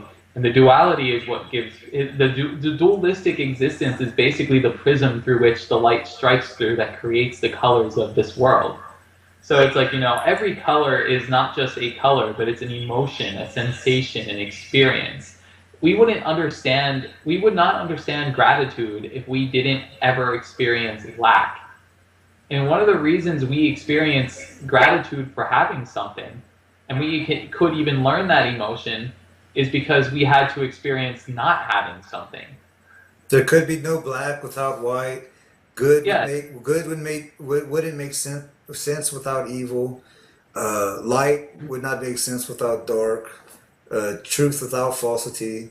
You know, etc., etc. You know, as the Tao Te Ching says. Yeah. So without the dualistic construct or the Tao Te Ching, which really only applies to this particular world, but without the dualistic construct, we wouldn't be able to learn colors. We wouldn't have any understanding of what anything was. We'd have no empathy. So now imagine reading a book, like, you know, what's one of your favorite, like, stories? It's just like a fiction, not real, didn't happen story, like Lord of the Rings, maybe. Yeah. Imagine reading Lord of the Rings, but having absolutely no concept of what any emotion is. Yeah. There would be no story. There'd be no book. You wouldn't be able to relate with any of it. It would all be stupid. You'd be like, I don't understand any of this. Or why. Try to explain colors to a blind person, or music Exactly. to a deaf person. You know. Yeah. So, you know, when I say colors, you know, I'm basically talking about frequencies of emotion or variations of light. That's no different than saying learning sounds, variations of, you know, of wavelength. We're in this world right now. This physical reality exists for us to learn colors. Or music. You can say it's for us to learn music, hence why it's called the universe, the one song or the one line. It's there as a song. It's for us to learn and understand those things. And like I said, so when we go back to heaven, or back to that higher dimensional reality where we get to be those God beings again, we can actually create stories like, you know, Lord of the Rings or whatever we want to create, or experiences and things that we can experience, and they would have a meaning or a purpose behind them. Because we have the empathy to relate with what it would feel like. We can read Lord of the Rings. Like, if we read Lord of the Rings before this world ever existed, it would be boring. We would have no understanding of any of the emotions that went through it. However, after being in this world, after learning all the emotions, after learning empathy and compassion and love and desire and lust, and like having like all of the understanding of all those emotions, all of a sudden you can read the book and you can understand what's going on in the minds of all those characters, and now it has meaning, it has feeling. Yeah. It has. So, you know, we'd be really boring God creators if we were just pure white light all the time. We needed to understand what that white light is or was. We needed to put ourselves through the prism of separation, create the dualistic existence, so that we can understand the colors that compose us. And by doing that, then when we go back home, we now have knowledge of ourselves well enough to make stories to experience and actually enjoy. Or, I mean, that's ultimately what it comes down to. So it's like, you know, why do we experience suffering? That's what, like, all of those things, it's like, that's the Tao Te Ching. Take the Tao Te Ching and apply it to this world, and you have the essential meanings for reality. It's like the dualistic construct was created so that we could learn colors. It is the prism that divides ourselves in order for us to see what we're made of. And then when we go back to being just that pure white light that can just create anything, we'll have things worth creating and experiences worth experiencing, and we'll be able to feel again. We probably have to come back to this world every so many thousands of years, or every so often, just so that we can remember these emotions and what they feel like. And when you look at the world from that perspective, there is no bad emotion. All of them are good, because all of them can be used like a color on a palette wheel in order to paint a beautiful story. If you take the reality out of reality and just look at the pureness of the emotions, the pureness of the colors, all of a sudden it all has purpose. So, that's the meaning of life for this particular world. It's not the meaning of life altogether, but it's the meaning of life as we know it on this planet. I mean, at least that's the conclusion I've come to, and I'm pretty confident in it. It's the only thing I've thought of that actually makes sense. Yeah. Well, that's good, because I was going to ask you, or I still can. I was going to ask you, what is the meaning of life? What you just told me. Us. But. Well, I know it in this world, at least. So what is. Can you summarize what is the Crown Light philosophy in, I don't know, maybe a few sentences or a paragraph? The Crown Light philosophy? I don't know. What do you mean? Like, what is your ultimate philosophy? I mean, I don't really have an ultimate philosophy, but if I had to say one thing, or sum it up really briefly, there's multiple ways you could say it. One would be connect to God. Another way would be connect to your heart and follow it. But in order to do that, you have to learn the difference between your heart and your lust, basically. A lot of people confuse them. I think let your heart be your guide is another way of saying the same thing. But again, you have to learn what's your heart and what's your desire, what's your ego. And your heart gets a bad rap, or for a lot of people, the heart gets a bad rap because a person will fall in love with somebody and end up getting their heart broken. But oftentimes that love that they fell into wasn't real love. Oftentimes that love that they fell into was really lustful, or oftentimes that love that they fell into, they weren't capable of loving purely. Their love was tainted with desire to control, with, again, not pure love. So even in doing so, their heart gets broken. But it's not that their heart's getting broken so much as they have more to learn. They didn't understand what love was. It was a lesson. But if a person goes into their heart and they follow it truly, they will never be led astray. And if they are ever led astray, it's because they weren't really following their heart. It's almost circular logic, but it's true. Yeah. And truth does seem to be. I think that truth is contradictory. Truth is contradictory, probably because, like we were talking about, you need both sides. It's never an either or situation. It's always all and then some, It's not exactly that it's contradictory. It's just it seems that way because if you're trying to prove to somebody, oh, follow your heart, and they're like, you told me to follow your heart, I did, yeah. They're like, you told me to follow your heart, and I did, and it really hurt, and bad things happened. It's like, well, are you sure you were following your heart? And that's the major thing. It's like it's really difficult to find that spot within yourself, which is God basically speaking to you. It's your true self. It's not that truth is contradictory, but truth definitely seems contradictory. Yeah, it can be hard to follow up on. So just telling somebody to follow their heart, it's like, that isn't ultimately what it comes down to. But the major quest is, where is your heart? What's your heart saying? The entire concept of yoga actually means union. And it's all about connecting with God and developing that relationship with God. So really what I'm saying is do yoga. But when I say yoga, I'm not meaning like, yes, stretching, I do yoga. I mean, that's good too, but yoga is finding God. That's what yoga is. That's the direct meaning of yoga, is developing that relationship with God because that's all that is. That's that mirror that's reflecting and creating your world around you. And you need to know that mirror. You need to develop that relationship with it. Just like I said, it's not a mirror like a piece of glass. It's just directing exactly back what you give it.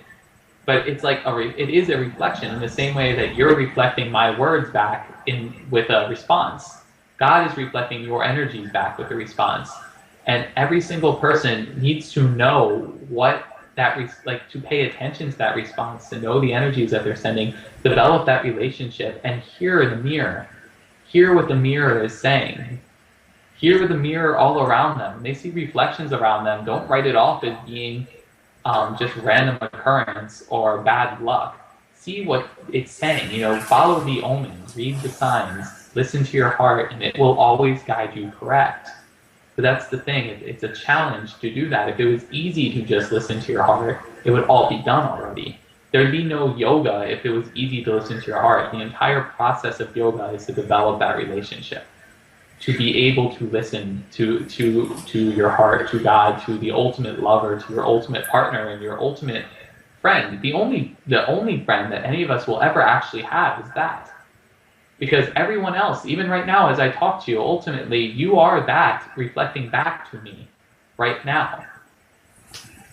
And through our lives, you'll go, we may talk for a while, we may pass ways, but ultimately the one that I'm truly talking to right now, in the same way that the one that you're truly talking to right now, will always be there with you at all times, and that is the ultimate source of God reflecting back your own energy back upon you so that you can see. So, yeah. So you think that would be like your ultimate, the philosophy of Crown Light? Yeah, I would probably say so, because I can't think of anything better for a person to do or for myself to do than to develop that relationship. Really, can you think of anything greater to do than to develop the relationship with the very thing which is everything? Yeah. There's ultimately nothing else you can do. You can either ignore that relationship and continue to be in it, and then in which case it almost seems like an abusive relationship, because you can't get out of it. Yeah. Or you can work in truly understanding it, in which case you develop a relationship with that which is literally creating everything. And returning to the source is serenity. Yeah. It's the only true joy. It is the love that we all seek. It is the love that we get in the partnerships that we develop. It's the only place where true peace actually exists. Yeah, it's freedom from suffering, because I know that source will always be there. In the moment that I leave my body, it will be there waiting for me. In the moment that that anyone around me separates from me, that source is still there, and that source was what brought them into my existence in the first place. So it will bring other forms of that thing again. When I'm in a beautiful relationship with my partner, I have wonderful children, I love them all very, very much, and I'm very grateful that was blessed upon me. But at the same time, I'm also fully aware that was given to me for right now, and eventually we will part ways, one way or another. I will die, or they will die, or one thing will happen. But the thing is, the source that gave it to me won't ever part ways with me. And the thing that I love about them isn't necessarily them so much as the feelings that they inspire within me, the love, the unity, the comforts, and all of those things will be given to me again through a different means. And if you truly understand that and are truly united with that, it's not that we still don't mourn, it's not that we still don't go through the processes of being human, but it allows for a freedom from it, because you know the truth. And it also allows for a freedom from a lot of things, because that source is always there. It's kind of like developing, in this world, being a parent is the closest we can get to understanding what God feels for us and having a child. Yeah. But it's actually even deeper than that when it comes to God, because God is you're not just God's child. I wrote a thing on this the other day. You're not just God's child, you are God. So it's like you're more than just the child. You are that. Yeah. It's like it's deeper than just being a child. But you're a child. You are it. You're the lover. You're the best friend. You are every relationship you could ever have. The rival, even on some levels. even though that ultimately ends up being silly. But in every game, in every play, in every essence, that is still the same thing. So it's like, like I said, if there was one philosophy that I had, it would, to boil it all down, it would be follow your heart. But in order to follow your heart, do yoga, which means develop that relationship with your heart to understand it and find God within yourself. Find God. And there's really no other choice I think any of us have. I mean, we all have the choice. We have free will. We really only have one choice in all of existence. We can ignore our relationship with God and run from it, in which case life is going to be painful, or we can develop our relationship with God and run towards it, in which case we're going to find more and more bliss and joy in every moment. And that's it. Those are our options. Everything else is fleeting, all passions, the things that people do that makes them happy, like drinking, getting drunk, having, um, uh, you know, just sex with whoever, using sex as a joy tool, using uh, alcohol or drugs or all these things as a tool to try to find happiness are all fleeting. They're not satisfying, and everything passes away. All sandcastles fall into the sea eventually. Jimi Hendrix. Yeah. So, like you said, your body's going to grow old and die. Your kids will eventually grow old and die. They'll move on into their own lives and have their own husbands and husbands and wives and kids and their own life, and you'll have your own life, and for now you're together, but soon you'll separate, and and so the only thing out of all of these fleeting moments, which is the way that it's supposed to be, things are not supposed to be static and stable. I mean, that would be boring, like we live this finite existence. uh, it is like it creates a sense of urgency almost. The fact that we're going to die, you know, and uh, looking around and realizing that everybody you see will soon be dead. It's one of the greatest realizations we could possibly have. That may sound gloomy, but to know that relatively in a historical time scale, uh, it sort of creates a sense of urgency and creates a sense of more meaning and awareness. And yeah. I mean, So all moments fade and pass into the next, and there's nothing we can do about that. The people that we once knew will pass and they will become new faces, but ultimately the source that brings the faces and the source that brought the people and the source that's giving you the experiences is always remains the same. And if one can develop their relationship with the source that is bringing about everything, then they will no longer have to deal with the thank the thank you for temporary. saving me. Thank you for saving me and finishing what I was going to say.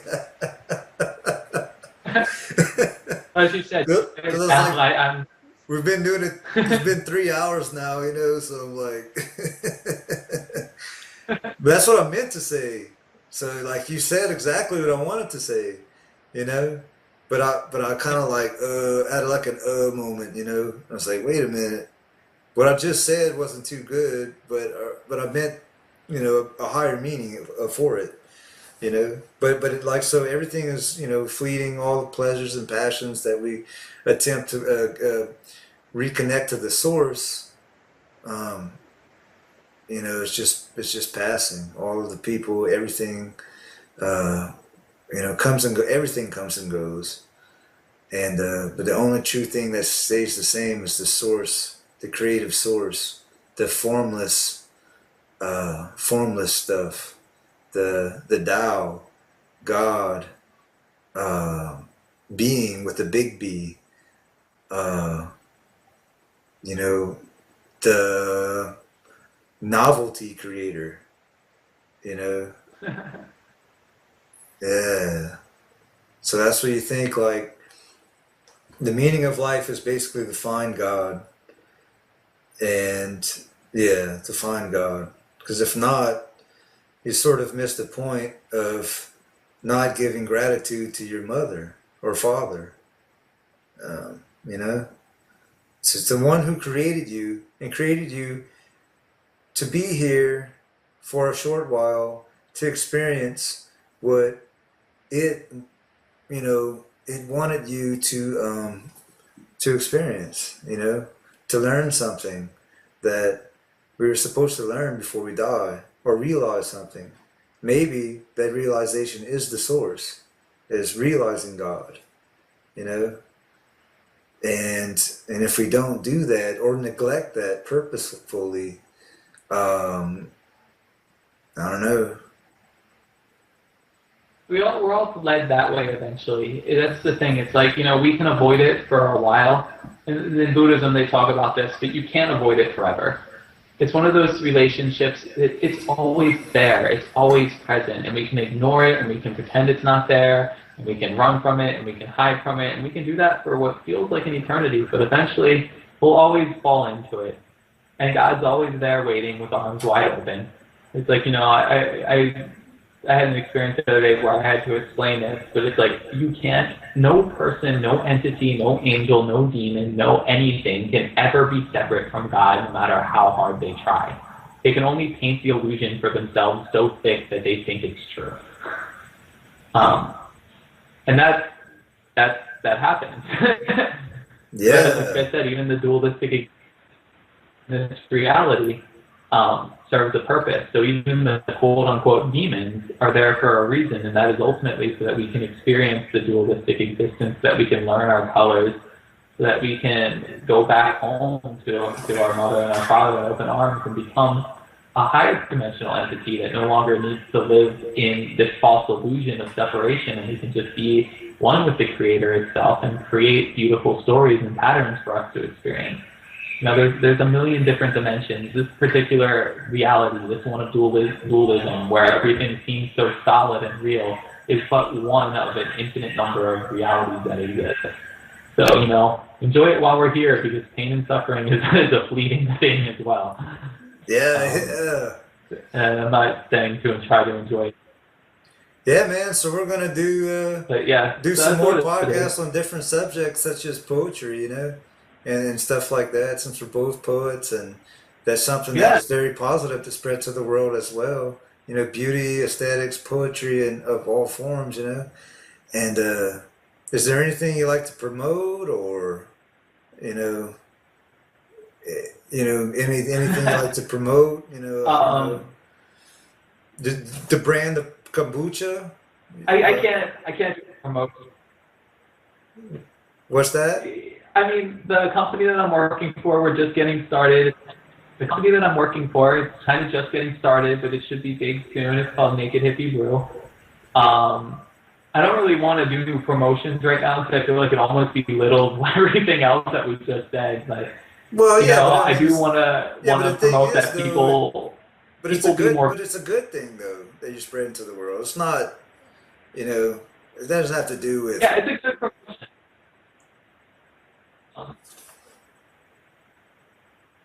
Well, that's what I was saying. It's the thing I would promote for people is, like, you know, we do Jun and we do Kava, but you know, try it out. Try kombucha if you haven't had it before, and pay attention to how it makes you feel. And that's the major thing out of all of this is increase your awareness to everything that's going on all the time, to the best of your ability. Increase your awareness to when you drink something, how does it make you feel? Increase your awareness to when you eat something, how does it make you feel? Increase your awareness to you know, when you're feeling a specific way and you do something, how does it go? How does the world respond to you? Take away the randomness, and, you know, try kombucha and see if it makes a difference. Try quitting meat, see if it makes a difference. Try giving alcohol, like, you know, a 1 month break and see how do you feel. You know, all of those things. Just give it a shot. And, you know, for a lot of people, I mean, I'll leave it at that for now. But yeah, Naked Hippie Brew is the brand that I promote. It's a good one. if you don't, in most areas it doesn't exist in the stores yet, so maybe just get a Synergy, because that's in all of the local health food stores, and that's a kombucha, and that's yummy too. So I guess a free promotion for ultimate competitor eventually. Yeah. You know, it is what it is. I just want people to grow in their awareness, grow in their Yeah, and so that's my promotion. I mean, we can do more of these. I like.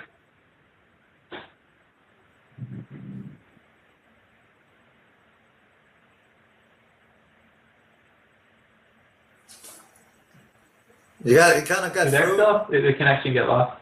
You got froze there for a second, but it came back. You're looking kind of blocky right now. Yeah.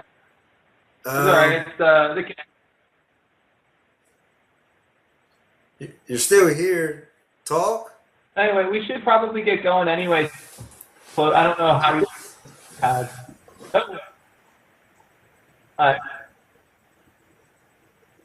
Well, check out my book, Eternal Conversations. The link is found down below. Check out my book, Immortalizations, Book of Poetry. The link is found down below. Check out Eternal Conversations podcast, eternalconversations.com. And peace, love, and light. Right on, brother. I'll catch you again.